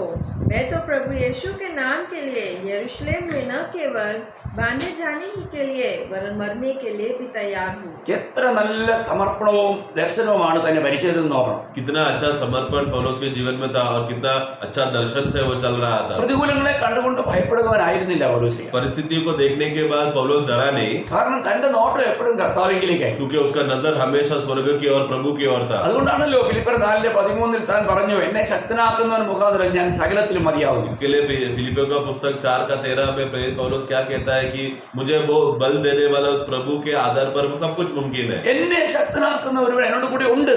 मुझे बल देने वाला एक प्रभु मेरे साथ है. ആ കർത്താവ് എന്നോട് കൂടെ ഉള്ളപ്പോൾ ഞാൻ ഒരു കാരണവശാലും എനിക്ക് എന്നെ കുറിച്ച് ചിന്തിച്ച് ഭാരപ്പെടേണ്ട ആവശ്യമില്ല. എന്റെ പ്രാണനെ കുറിച്ച് ഞാൻ കരുതണ്ട. എനിക്ക് വേണ്ടി കരുതുന്ന ഒരു ദൈവമുണ്ട്. मैं तो वो प्राण के विषय में मुझे सोचने का, उसका विचार करने का जरूरत नहीं है, क्योंकि एक सामर्थ्य प्रभु मेरे साथ है जो मुझसे भी उत्तम मेरे प्राण के बारे में सोचकर मुझे संभालता है. കാരണം കർത്താവിന്റെ വാഗ്ദത്തമാണ്, ഞാനോ ലോകാവസാനത്തോളവും അല്ലെങ്കിൽ യുഗാവസാനത്തോളവും നിങ്ങളോട് കൂടെ ഉണ്ട് എന്ന് പറഞ്ഞ കർത്താവ് നമ്മളെ കൈവിടുമോ? तो क्योंकि प्रभु ने हमको प्रतिज्ञा दिया ये है कि जब संसार के अंत तक है, युग के अंत तक मैं तुम्हारे साथ हूँ, ऐसा बोला हुआ प्रभु क्या हमको छोड़ेगा क्या? ഞാൻ നിങ്ങളെ അനാഥരായി വിടുകയില്ല എന്ന് പറഞ്ഞ കർത്താവ് നമ്മളെ അനാഥരായി വിടുമോ? क्या मैं तुमको कभी अनाथ नहीं छोड़ूंगा करके बोलने वाला प्रभु हमें कभी अनाथ छोड़ेगा क्या? ഞാൻ നിങ്ങളെ ഒരു നാളും ഉപേക്ഷിക്കുകയില്ല കൈവിടുകയുമില്ല എന്ന് പറഞ്ഞ കർത്താവ് നമ്മളെ കൈവിടുമോ? मैं तुम्हें कभी छोड़ूंगा नहीं, कभी नहीं नकारूंगा बोलेगा तो ऐसा प्रभु हमसे करेगा क्या? ഒരു നാളും വിടില്ല പ്രിയപ്പെട്ടവരെ. कभी नहीं छोड़ेगा. നമ്മുടെ പ്രതികൂലത്തിലെല്ലാം കർത്താവ് നമ്മളോട് കൂടെ നിന്ന് ആ പ്രതികൂലങ്ങളെ എങ്ങനെ അഭിമുഖീകരിക്കണമെന്ന് നമ്മളെ പഠിപ്പിച്ച് അതിനെല്ലാം തരണം ചെയ്യാൻ ആവശ്യമായ കൃപ ദൈവം നമുക്ക് നൽകും. आमीन. हमारा प्रतिकूल की अवस्था में या फिर हमारा ऐसा परिस्थिति जिसको हमारे विरुद्ध हो, ऐसा सब समय में प्रभु हमारे साथ रहकर हमें सिखाकर हमें मदद करता है कि उस पर विजय होकर उस पार जाने के लिए. എന്നാൽ കർത്താവിന് വേണ്ടി എപ്പോഴും മരിക്കാൻ തന്നെയുള്ള ഒരു ഒരുക്കം നമുക്കുണ്ടായിരിക്കും. लेकिन प्रभु के लिए हमेशा एक मरने का अवस्था में बना रहना तैयारी से जरूरी है. നമ്മൾക്ക് ഇന്ന് കർത്താവിന് വേണ്ടി മരിക്കാനുള്ള ഒരുക്കമുണ്ടോ? क्या आज हमें प्रभु के लिए मरने के लिए तैयारी है क्या? നമ്മുടെ പ്രാണനെ പോലും അപ്രിയമായി കാണുക. हमारे प्राण को भी हमें अप्रिय जानना है. നമ്മൾ അപ്പോസ്തലപ്രവൃത്തി 15-ാം അധ്യായം 25-26 വാക്യം വായിക്കുമ്പോൾ प्रेरितों का कार्य उसका 15 अध्याय उसका 25 और 26 पढ़ते हैं. അവിടെ പൗലോസിനെയും ബർന്നബാസിനെയും കുറിച്ച് പ്രസ്താവിച്ചിരിക്കുന്ന ഒരു നല്ല പ്രസ്താവന കാണാം. उसका प्रेरित का 15 का 25 में हम देखते हैं कि किस तरह पौलोस और बरनबास को प्रभु वहां पर चुनता है. അതിന്റെ 15-ന്റെ 25-26 വാക്യങ്ങൾ 15 का 25 और 26 में बरनबास और पौलुस कहता है. കർത്താവ് അപ്പോൾ ഇവിടെ വായിക്കുന്നത് ഞങ്ങൾ ചില പുരുഷന്മാരെ തിരഞ്ഞെടുത്ത് നമ്മുടെ കർത്താവായ യേശുക്രിസ്തുവിന്റെ നാമത്തിനു വേണ്ടി പ്രാണത്യാഗം ചെയ്തവരായ, ആ പ്രയോഗം വളരെ ശ്രദ്ധിക്കണം, നമ്മുടെ കർത്താവായ യേശുക്രിസ്തുവിന്റെ നാമത്തിനു വേണ്ടി പ്രാണത്യാഗം ചെയ്തവരായ നമ്മുടെ പ്രിയ ബർന്നബാസോടും പൗലോസോടും കൂടെ നിങ്ങളുടെ അടുക്കൽ അയക്കണം എന്ന് ഞങ്ങൾ ഒരുമനപ്പെട്ട് നിശ്ചയിച്ചു. പ്രാണത്യാഗം ചെയ്ത ബർന്നബാസും പൗലോസും. पढ़ेंगे. इसलिए हमने एक चित्त होकर ठीक समझा कि चुने हुए मनुष्य को अपने प्रिय बरनबास और पौलुस के साथ तुम्हारे पास भेजे. ये ऐसे मनुष्य हैं जिन्होंने अपने प्राण हमारे प्रभु यीशु मसीह के नाम के लिए जोखिम में डाले हैं. प्राण को जोखिम में डाला. പ്രിയമുള്ളവരെ, നമ്മുടെ വിശ്വാസ ജീവിതത്തിൽ കർത്താവിൻ്റെ മഹത്വത്തിന് വേണ്ടി പ്രാണത്യാഗം ചെയ്ത വ്യക്തിയാണെന്നുള്ള ആ ഒരു വെളിപ്പെടുത്തൽ പോലും നമ്മുടെ ജീവിതത്തിലെ സാക്ഷ്യത്തിന് വളരെ വലിയ ആ സാക്ഷ്യത്തിന്. इसलिए प्रिय प्रभु के सेवा के विषय में आते समय में हमारा प्राण भी जोखिम में है. इस अवस्था का एक गवाही अगर हमारे बीच में अगर हमारा अवस्था में अगर रहा तो वो भी कितना श्रेष्ठ बात है. നമ്മുടെ കർത്താവായ യേശുക്രിസ്തുവിന്റെ നാമത്തിന് വേണ്ടി, हमारा प्रभु यीशु मसीह के नाम के निमित्त. പ്രിയോ, എത്ര വിലപ്പെട്ട കാര്യമാണ്. ये प्रियो कितना कीमती बात है ये. ഇന്ന് നമ്മൾ ഒരു ക്രിസ്ത്യാനിയാണെന്ന് പറയുമ്പോൾ, അല്ല ഞാനൊരു വിശ്വാസിയാണെന്ന് പറയുമ്പോൾ, നമുക്ക് ഈ കർത്താവിന് വേണ്ടി നമുക്ക് നമ്മളെ തന്നെ ത്യജിച്ചുകൊണ്ട് നമ്മുടെ പ്രാണനെ അപ്രിയമായി കണ്ടുകൊണ്ട് ഈ കർത്താവിന് വേണ്ടി ജീവിക്കാൻ നമുക്ക് കഴിയുന്നുണ്ടോ? आज हम लोग मसीह करके बोलते हैं या हम विश्वासी है करके बोलते हैं, इसके वजह से क्या हम मसीह के लिए हमारा प्राण को ठुकरा कर जीने का अवस्था में या परिस्थिति में जीने का हमें होता है क्या? അന്നുള്ള വിശുദ്ധന്മാരില് വളരെ വലിയ സാക്ഷ്യം കൊണ്ട ഈ ബർന്നബാസും പൗലോസിനെ കുറിച്ച് പറയുന്ന ആ സാക്ഷ്യം എത്ര വിലപ്പെട്ടതാണ്. നമ്മുടെ കർത്താവായ യേശുക്രിസ്തുവിന്റെ നാമത്തിനു വേണ്ടി പ്രാണത്യാഗം ചെയ്തവരായ നമ്മുടെ പ്രിയ ബർന്നബാസോടും പൗലോസും. എത്ര വിലപ്പെട്ട കാര്യം, എത്ര വിലപ്പെട്ട സാക്ഷ്യമാണ് നമുക്ക് ഇന്ന് നേടാൻ കഴിയുന്ന ഒരു വലിയ സാക്ഷ്യമാണ് നമ്മുടെ കർത്താവിന് വേണ്ടി നമ്മൾ പ്രാണത്യാഗം ചെയ്യുക എന്നുള്ളത്. तो उस दिनों में विश्वासियों के बीच में पौलुस और बरनबास को जो मिला हुआ गवाही ये था कि प्रभु यीशु मसीह के नाम के निमित्त वो लोग अपना प्राण भी जोखिम में डालकर वो लोग जिया. इतना अवस्था में वो लोग था, मतलब अपना प्राण को भी वो लोग मूल्य नहीं समझा, वैसा वो लोग जिए. तो आज के समय में प्रभु यीशु मसीह के गवाही के लिए जीते समय में हमें अपना प्राण को भी चिंता ना करते हुए जीने का गवाही हमें रहना जरूरी है. ആദ്യ നൂറ്റാണ്ടിലുള്ള വിശുദ്ധന്മാരെല്ലാം കർത്താവിന് വേണ്ടി എന്തുമായി തീരുവാൻ ഒരുക്കമുള്ളവരും അവരുടെ ഒരു പ്രാണത്യാഗം ചെയ്തവരുമായിരുന്നു. उन दिनों के विश्वासी लोगों का खासियत यही था कि वो लोग कोई भी परिस्थिति क्यों ना हो, वो लोग अपना प्राण को भी प्रिय ना समझकर उसको जोखिम में डालकर प्रभु के लिए जीने के लिए वो लोग उत्सुक थे और तैयार थे. കർത്താവിന്റെ മഹത്വത്തിന് വേണ്ടി, കർത്താവിനെ ഉയർത്തുവാൻ, സുവിശേഷത്തിന് വേണ്ടി പ്രാണത്യാഗം ചെയ്ത ഒരു വലിയ കൂട്ടം ജനമായിരുന്നു ഒന്നാം നൂറ്റാണ്ടിലെ വിശുദ്ധന്മാർ. तो उन दिनों के पहला सप्ताह का विश्वासी लोगों की खासियत था, वो लोग अपना प्राण को भी अप्रिय ना जानते हुए यीशु मसीह के गवाही के लिए अपना प्राण को जोखिम में डालकर प्राण को प्रिय ना समझकर जीने वाले विश्वासी थे. അങ്ങനെ ഒരു വിശ്വാസിയെ കുറിച്ച് നമുക്ക് ഫിലിപ്പിലെ ലേഖനത്തിൽ കാണാൻ കഴിയും. ഇതുപോലെ ബർന്നബാസിനെയും പൗലോസിനെയും പോലെ അങ്ങനെ പ്രാണത്യാഗം ചെയ്ത ഒരു വ്യക്തിയായിരുന്നു എപ്പഫ്രാദിത്തോസ്. हमें और एक भाई को हम देखते हैं जिस तरह पौलुस और बरनबास के जैसा अपना प्राण को भी प्रिय ना जानकर जोखिम में डालने वाला एक भाई है जो फिलिपियों का पुस्तक में हम एपफ्रादितोस के बारे में हम पढ़ते हैं. നമ്മൾ അതിന്റെ 2-ാം അധ്യായം അതിന്റെ 30-ാം വാക്യത്തിൽ വായിക്കുന്നത്, എനിക്ക് വേണ്ടിയുള്ള നിങ്ങളുടെ ശുശ്രൂഷയുടെ കുറവ് തീർപ്പാനല്ലോ അവൻ എന്ന് പറഞ്ഞിരിക്കുന്നത്. അതിന്റെ 25-ാം വാക്യം വായിക്കുമ്പോൾ കാണാം എപ്പഫ്രാദിത്തോസിനെ കുറിച്ചാണെന്ന്. അവൻ തൻ്റെ പ്രാണനെ പോലും കരുതാതെ പ്രാണനെ പോലും കരുതാതെ ക്രിസ്തുവിന്റെ നിമിത്തം മരണത്തോളമായി പോയി. उसका वाक्य 2:30 पढ़ेंगे, फिलिपियों 2:30। क्योंकि वह मसीह के काम के लिए अपने प्राणों पर जोखिम उठाकर मृत्यु के निकट आ गया था। हाँ देखो, ये वो करके कौन है? वो वाक्य 25 में हम देखते हैं एपफ्रोदितोस के बारे में, जिसने अपना प्राण को भी जोखिम में डाला प्रभु के लिए। അപ്പോൾ കർത്താവിന്റെ മഹത്വത്തിന് വേണ്ടി ഓടുവാൻ അധ്വാനിപ്പാൻ അന്ന് വിശുദ്ധന്മാർക്ക് വലിയ വലിയ उत्साहമായിരുന്നു. तो उन दिनों में प्रभु का महिमा के लिए, प्रभु का महिमा का राज्य बढ़ोतरी के लिए वो लोग हमेशा प्राण त्याग का जीवन जीने के लिए बहुत उत्सुक थे वो लोग। ഇന്ന് നമ്മുടെ ആത്മീയ ജീവിതത്തിൽ നമ്മുടെ ആത്മീയ അവസ്ഥ കാണുന്ന സ്വർഗം നമ്മളെ കണ്ട് സന്തോഷിക്കുന്നുണ്ടോ? क्या आज हमारा आत्मिक अवस्था जो स्वर्ग देखता है, स्वर्ग या अवस्था को देखकर क्या आनंद करता है क्या? നമ്മുടെ ആത്മീയ കാര്യങ്ങൾക്ക് വേണ്ടിയുള്ള നമ്മുടെ ഉത്സാഹവും നമ്മുടെ എരിവും കാണുമ്പോൾ ദൈവഹൃദയത്തിന് സന്തോഷം ഉണ്ടാകുന്നുണ്ടോ? क्या आत्मिक बातों के लिए हमारा उत्साह और उत्तेजना को देखकर क्या प्रभु उसमें महिमा लेता है क्या? നമ്മളോട് തന്നെ ചോദിക്കണം. हमें अपने आप को पूछना है ये बात। നമ്മുടെ ജീവിതം മറ്റുള്ളവർക്ക് ഒരു പ്രോത്സാഹനമായി തീരുവാൻ, ഒരു മാതൃകയായി തീരുവാൻ നമുക്ക് ഇടയാകണം. हमारा जीवन जो है दूसरों के लिए एक आदर्श बने, एक प्रोत्साहन बने, ऐसा अवस्था में हमें जीना है। ഈ തലമുറയിലും ഈ അന്ത്യ കാലഘട്ടത്തിൽ പൗലോസിനെ പോലെയും ബർന്നബാസിനെ പോലെയും എപ്പഫ്രാദിത്തോസിനെ പോലെയൊക്കെ നമുക്ക് നമ്മുടെ ജീവിതത്തിൽ നമ്മുടെ പ്രാണനെ അപ്രിയമായി കണ്ടുകൊണ്ട് നമ്മുടെ കർത്താവിൻ്റെ നാമത്തിന് വേണ്ടി, സുവിശേഷത്തിന് വേണ്ടി നമ്മുടെ പ്രാണനെ പോലും അപ്രിയമായി കാണുവാൻ ഇന്ന് നമുക്ക് കഴിഞ്ഞാൽ നമ്മൾ വളരെ വളരെ അനുഗ്രഹിക്കപ്പെട്ടവരായി മാറി. आज के ये पीढ़ी के समय में भी, इस युग के समय में भी, इस अवस्था में भी हम लोग पौलुस के समान, बरनबास के समान, एपफ्रोदितोस के समान अपना प्राण को जोखिम में डालकर, यानी प्राण को भी प्रिय ना जानते हुए प्रभु की सेवा के लिए, प्रभु के महिमा के लिए उस गवाही पाकर जीने का अवस्था में हमें बना रहना है। നമുക്കറിയാം, നമ്മൾ കാലത്തിന്റെ അന്ത്യ നിമിഷങ്ങളിൽ എത്തിയിരിക്കുന്നവരാണ്. हम लोग एक बात समझना है, हमें युग के अंत के अंतिम समय का अंतिम सेकंड में हम पहुंच चुके हैं। അതുകൊണ്ട് തന്നെ നമുക്ക് ശക്തമായ ഒരു ആത്മീയ യുദ്ധം നേരിടേണ്ടി വരും. इसीलिए एक शक्त रीति से एक आत्मिक युद्ध हमें सामना करना पड़ेगा। നമ്മുടെ ആത്മീയ ദർശനത്തെ നഷ്ടപ്പെടുത്തുവാൻ വിരോധി പല നിലകളിൽ പ്രവർത്തിക്കും. हमारा इस आत्मिक दर्शन को, उसको बुझाने के लिए शैतान बहुत कोशिश करेगा। നമ്മൾ വളരെ ജനങ്ങളെ പ്രോത്സാഹിപ്പിക്കുന്നുണ്ട്, ഉത്സാഹം കൊടുക്കുന്നുണ്ട്. എന്നിട്ടും എത്രയോ പേര് വചനം കേൾക്കുമ്പോൾ തന്നെ ഇരുന്ന് ഉറക്കം തൂങ്ങുന്ന അനുഭവം ഉണ്ട്. യുത്തിക്കോസിനെ പോലെ हम लोग कितने बार लोगों को प्रोत्साहन देता हो, उनको उत्साह कराता हो, फिर भी वचन सुनते समय में कितने लोगों को नींद आकर वो लोग सो जाता है। യുത്തിക്കോസിനെ പോലെ ഉറങ്ങി ആത്മീയ മരണത്തിലേക്ക് പോകുന്ന അനേകരുണ്ട്. യുത്തിकोस के समान जो आत्मिक निद्रा पाकर वो उसी मृत्यु का अवस्था में चले जाने का अवस्था में बहुत लोग हैं।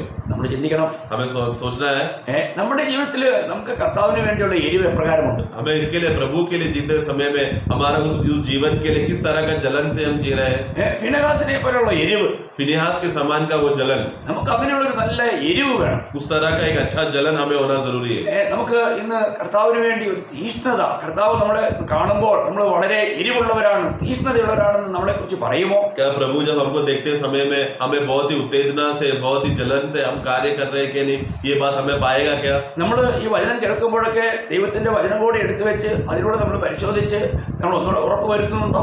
क्या हमें वचन को जब सुनते समय में वही वचन को हम हमारे बाइबल में हम लोग वचन को सामने लेकर सुना हुआ बातों को वो बात ग्रहण कर उसको हम लोग खुद पढ़कर उसको पक्का करते हैं क्या? വിരോധിയുടെ ഏറ്റവും വലിയ ലക്ഷ്യം നമ്മൾ തിരുവചനത്തെ കേൾക്കുമ്പോൾ പോലും അതിനെ ശ്രദ്ധിക്കരുത്, നമ്മുടെ ചിന്തയെ മറ്റെങ്ങോട്ടെങ്കിലും ദിശ മാറ്റി വിടുക, നമ്മൾ ഏകാഗ്ര മനസ്സോടുകൂടി നമ്മൾ ദൈവത്തിനിൽ അല്ലാതിരിക്കുക, ഇതൊക്കെയാണ് ശത്രുവിന്റെ ലക്ഷ്യം. शत्रु का हमेशा एक ही यही लक्ष्य है कि हम लोग वचन को कभी ध्यान पूर्वक ना सुने, या फिर हमारा इच्छाओं को, हमारे केंद्र को हमें हटाकर हमारा मन को हम लोग भटका दे, या फिर ध्यान पूर्वक वचन को ना सुने। ये सब है शत्रु का लक्ष्य। ഈ പ്രാണന്റെ രക്ഷയിൽ നിന്നും നമ്മളെ എങ്ങനെയെങ്കിലും വഞ്ചിക്കുവാനായിട്ട് ദൈവവചനം കേൾക്കുമ്പോൾ, ഞാൻ പറഞ്ഞല്ലോ, ദൈവത്തിന്റെ വചനം നമ്മുടെ പ്രാണന്റെ രക്ഷയ്ക്ക് ഏറ്റവും പ്രാധാന്യമുള്ള കാര്യമാണ്. അത് കേൾക്കുമ്പോൾ അത് വേണ്ടും വണ്ണം ശ്രദ്ധിച്ച് കേട്ട് ഗ്രഹിക്കാതിരിക്കുവാൻ, അതിൻ്റെ ആത്മീയ സത്യങ്ങളെ മനസ്സിലാക്കാതിരിക്കാനായിട്ട് ശത്രു പ്രവർത്തിക്കും. हम देखो शैतान शत्रु का सबसे बड़ा कोशिश क्या है, क्योंकि वो जानता है कि वचन जो है हमारा प्राण के उद्धार की बढ़ोतरी के लिए सबसे मूल्य बात है, इसलिए हमारा वचन को सही रीति में ध्यान ना देने के लिए या वचन ना समझने के लिए वो हमेशा कोशिश करते रहता है. അപ്പോൾ എവിടെയെങ്കിലും നമ്മളിൽ വചന കേൾവിയിൽ അവിശ്വാസം കൊണ്ടുവരുവാൻ ശത്രു പരിശ്രമിക്കും. हमेशा वचन को सुनते समय में उसके अंदर अविश्वास उत्पन्न करने का परिस्थिति हमारे अंदर लाएगा. നമുക്കറിയാം 2 കൊരിന്ത്യർ 4-ാം വാക്യത്തിൽ വായിക്കുന്നത്, दूसरा कोरिन्थी 4:4 में हम पढ़ते हैं, ദൈവപ്രതിമയായ ക്രിസ്തുവിന്റെ തേജസ്സുള്ള സുവിശേഷത്തിന്റെ പ്രകാശനം ശോഭിക്കാതിരിപ്പാൻ ഈ ലോകത്തിന്റെ ദൈവം अविश्वासियों മനസ്സ് കുരുടാക്കി. पढ़ेंगे. और उन अविश्वासियों के लिए जिनकी बुद्धि इस संसार के ईश्वर ने अंधी कर दी है, ताकि मसीह जो परमेश्वर का प्रतिरूप है उसके तेजो में सुसमाचार का प्रकाश उन पर न चमके. അപ്പോൾ ദൈവവചനം കേൾക്കുമ്പോൾ അതിന്റെ ശരിക്കുള്ള പ്രകാശനം നമ്മുടെ ഹൃദയത്തിൽ പ്രതിഫലിപ്പിക്കാതിരിക്കുവാനായിട്ട് അവൻ നമ്മുടെ ഹൃദയത്തെ കുരുടാക്കി നമ്മുടെ അവിശ്വാസത്തിന്റെ ആ അവിശ്വാസ നിമിത്തം അവൻ എന്ത് ചെയ്തു? ഹൃദയത്തെ കുരുടാക്കി അതിന്റെ പ്രകാശനം ലഭിക്കാതിരിക്കുവാൻ, അതിൽ നമ്മൾ നടക്കാതിരിക്കുവാൻ അവൻ പരിശ്രമിക്കും. इसलिए शैतान ये कोशिश करते रहेगा कि सुना हुआ वचन का उसका वो महिमा और वो प्रकाश प्रकटीकरण हमारे अंदर ना मिलने के लिए एक अविश्वासी मन हमारे अंदर उत्पन्न होकर वो वचन का मूल्यता को हमसे दूर छीन ले. എത്രയോ പേര് പറയാറുണ്ട്, വചനം കേട്ട് എന്നാലും എനിക്കൊന്നും മനസ്സിലായില്ല, അത് ഗ്രഹിക്കാൻ പറ്റിയില്ല എന്ന് പറയുന്ന എത്രയോ പേരെ കണ്ടിട്ടുണ്ട്. कितने लोगों को मैंने देखा है जो कहता है आज का वचन मैं सुना लेकिन मैं समझ नहीं पाया, उसको ग्रहण करने नहीं हो पाया. കാരണം എന്താ പ്രിയമുള്ളവരെ? कारण क्या है प्रियो? നമ്മുടെ ഏകാഗ്രതയോടെ കേട്ടില്ല. हमें एक मन से हमने सुना नहीं. നമ്മുടെ ആത്മാവിൽ ദൈവാത്മാവിന്റെ അധീനമായിക്കൊണ്ട് നമ്മൾ കേട്ടില്ല. हमने प्रभु का आत्मा में अधीन होकर नहीं सुना, അതുകൊണ്ട് നമുക്ക് ഗ്രഹിക്കാൻ കഴിഞ്ഞില്ല. इसके लिए हमें ग्रहण करने नहीं हो पाया. നമുക്കത് ഗ്രഹിക്കണമെങ്കിൽ ദൈവത്തിന്റെ ആത്മാവിന്റെ സഹായം വേണം. क्योंकि वचन को ग्रहण करना है तो प्रभु का आत्मा का जरूरत है हमें. കാരണം ആത്മാവിൽ വസിക്കുന്നവർക്ക് മാത്രമേ അത് ഗ്രഹിപ്പിച്ചു കൊടുക്കാൻ കർത്താവിന് കഴിയൂ. क्योंकि जो आत्मा में बसा रहता है उन्हीं लोगों को समझाकर ग्रहण करा सकता है प्रभु. അപ്പോൾ നമുക്കെല്ലാവർക്കും വളരെ സുപരിചിത ഒരു ഭാഗമാണ് 1 കൊരിന്ത്യർ 2-ാം അധ്യായം. पहला कोरिन्थ 2 अध्याय हम ये वाक्य वचन को अच्छी तरह से जानते हैं, കാരണം അത് പല പ്രാവർത്തി ഞാൻ ഇവിടെ പറഞ്ഞിട്ടുണ്ട്. क्योंकि बहुत बार इसको पढ़ाया है. അപ്പോൾ ഇവിടെ നമ്മൾ 1 കൊരിന്ത്യർ 2-ാം അധ്യായം पहला कोरिन्थी 2 अध्याय അതിന്റെ 10-ാം വാക്യം. उसका वाक्य 10. നമുക്ക് ദൈവം തന്റെ ആത്മാവിനാൽ വെളിപ്പെടുത്തിയിരിക്കുന്നു. ആത്മാവ് സകലത്തെയും ദൈവത്തിന്റെ ആഴങ്ങളെയും ആരായുന്നു. पढ़ेंगे. परंतु परमेश्वर ने उनको अपने आत्मा के द्वारा हम पर प्रकट किया, क्योंकि आत्मा सब बातें वरन परमेश्वर की गुड़ बातें भी जांचता है. അപ്പോൾ വീണ്ടും നമ്മൾ അതിന്റെ 12-ാം വാക്യം വായിക്കുന്നു. നാമോ ലോകത്തിന്റെ ആത്മാവിനെ അല്ല, ദൈവം നമുക്ക് നൽകിയത് അറിയുവാനായി ദൈവത്തിൽ നിന്നുള്ള ആത്മാവിനെ അത്രയും പ്രാപിച്ചത്. वाक्य 12 में पढ़ेंगे. परंतु हमने संसार की आत्मा नहीं, परंतु वह आत्मा पाया है जो परमेश्वर की ओर से है, कि हम उन बातों को जाने जो परमेश्वर ने हमें दी है. അപ്പോൾ നമ്മുടെ ജീവിതത്തില് ആത്മീയ കാര്യങ്ങൾ നമ്മൾക്ക് അറിയുവാൻ, ഗ്രഹിപ്പിച്ചു തരുവാൻ തക്കവണ്ണം ദൈവത്തിന്റെ ആത്മാവിനെ നമുക്ക് നൽകിയിട്ടുണ്ട്. तो हमें हमारे जीवन में आत्मिक बातों को समझने के लिए परमेश्वर ने अपना पवित्र आत्मा को हमको दिया है. എന്നാൽ പോലും इसके बाद भी പലരും ഈ ആത്മാവിന് പൂർണ്ണമായും കീഴ്പ്പെടാത്തതിന്റെ ഫലമായിട്ട് അവർക്ക് വേണ്ടുവണ്ണം ആത്മീയ കാര്യങ്ങളെ ഗ്രഹിക്കുവാൻ കഴിയുന്നില്ല. फिर भी बहुत से विश्वासी लोग आत्मा में सही रीति में समर्पण करने के ना करने की वजह से उन लोगों को वचन को सही रीति से समझ में आने को नहीं हो पा रहा. ഇവിടെ നമുക്ക് एപ്പോഴും ആത്മീയമായ പക്വതയിലേക്ക് വളരുവാനുള്ള വലിയ ഉത്സാഹം വേണം. इसलिए प्रिय हमें आत्मिक बातों में आत्मा में उन्नति पाना, उसका सिद्धता में पहुंचना, ये बात जरूरी है. നമ്മൾ ഈ ലോകത്തിൽ ജീവിക്കുമ്പോൾ, ജഡത്തിൽ വസിക്കുമ്പോൾ നമുക്ക് പല നിലകളിലുള്ള വഞ്ചന ഉണ്ടാകാം. क्योंकि इस दुनिया में हम शरीर में जीते समय में बहुत प्रकार का धोखा हमारे जीवन में रह सकता है. പിന്നെ ആത്മീയ കാര്യങ്ങളോടുള്ള ബന്ധത്തില് പിന്നെ കർത്താവിന്റെ ദാസൻ യോഹന്നാൻ അപ്പോസ്തലൻ പറയുമ്പോൾ 1 യോഹന്നാൻ 5-ാം അധ്യായം 21-ാം വാക്യത്തിൽ പറയുന്ന ഒരു വലിയൊരു മുന്നറിയിപ്പുണ്ട്. यहाँ पर यूहन्ना इस विषय में एक गवाही और एक चेतावनी देता है, जो पहला यूहन्ना 5:21, 1 John 5:21. കുഞ്ഞുങ്ങളെ വിഗ്രഹങ്ങളോട് അകന്ന് സൂക്ഷിച്ചുകൊള്ളുവിൻ. पढ़ेंगे. हे बालकों, अपने आप को मूर्तों से बचाए रखो. ദൈവമക്കളോട് പറയുമ്പോൾ യോഹന്നാനോട് പറയാണ് കുഞ്ഞുങ്ങളെ.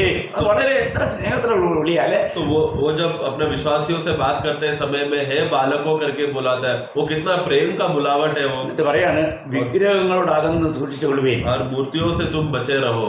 നമുക്കറിയാം, നമ്മൾ ഇന്ന് അറിഞ്ഞോ അറിയാതെയോ അനേക വിശ്വാസികൾ വിഗ്രഹാരാധികളാണ്. हम लोग आज आप लोग जाने हम लोग आज बहुत से विश्वासी जाने या अनजाने मूर्ति पूजक है। എന്ന് പറഞ്ഞാൽ ചിലപ്പോൾ നിങ്ങളത് അംഗീകരിക്കില്ലായിരിക്കാം. ये बात सुनने के बाद शायद आप लोग उसको मानेंगे नहीं, കാരണം നിങ്ങൾ പറയാം നമ്മുടെ വീട്ടിൽ വിഗ്രഹമൊന്നുമില്ല, क्योंकि आप बोलेंगे हमारा घर पे तो कोई भी मूर्ति नहीं है, ഞങ്ങൾ വിഗ്രഹങ്ങളുടെ മുമ്പിൽ നമസ്കരിക്കാറില്ല. हम लोग कभी भी मूर्ति के सामने दंडवत नहीं किया है। എന്നാൽ ഇവിടെ വിഗ്രഹം എന്ന് പറഞ്ഞിരിക്കുന്നത് നമ്മൾ കാണുന്നത് പോലെയുള്ള മണ്ണ് കൊണ്ടോ കല്ലുകൊണ്ടോ അല്ലെങ്കിൽ ലോഹങ്ങൾ കൊണ്ടോ ഉള്ള ഒരു വിഗ്രഹത്തെ കുറിച്ച് മാത്രമല്ല. तो क्या यहाँ पर लिखा हुआ मूर्ति बोला तो हम जो मिट्टी का या पत्थर का या लोखंड से बना या उस मूर्ति का विषय में नहीं कह रहा।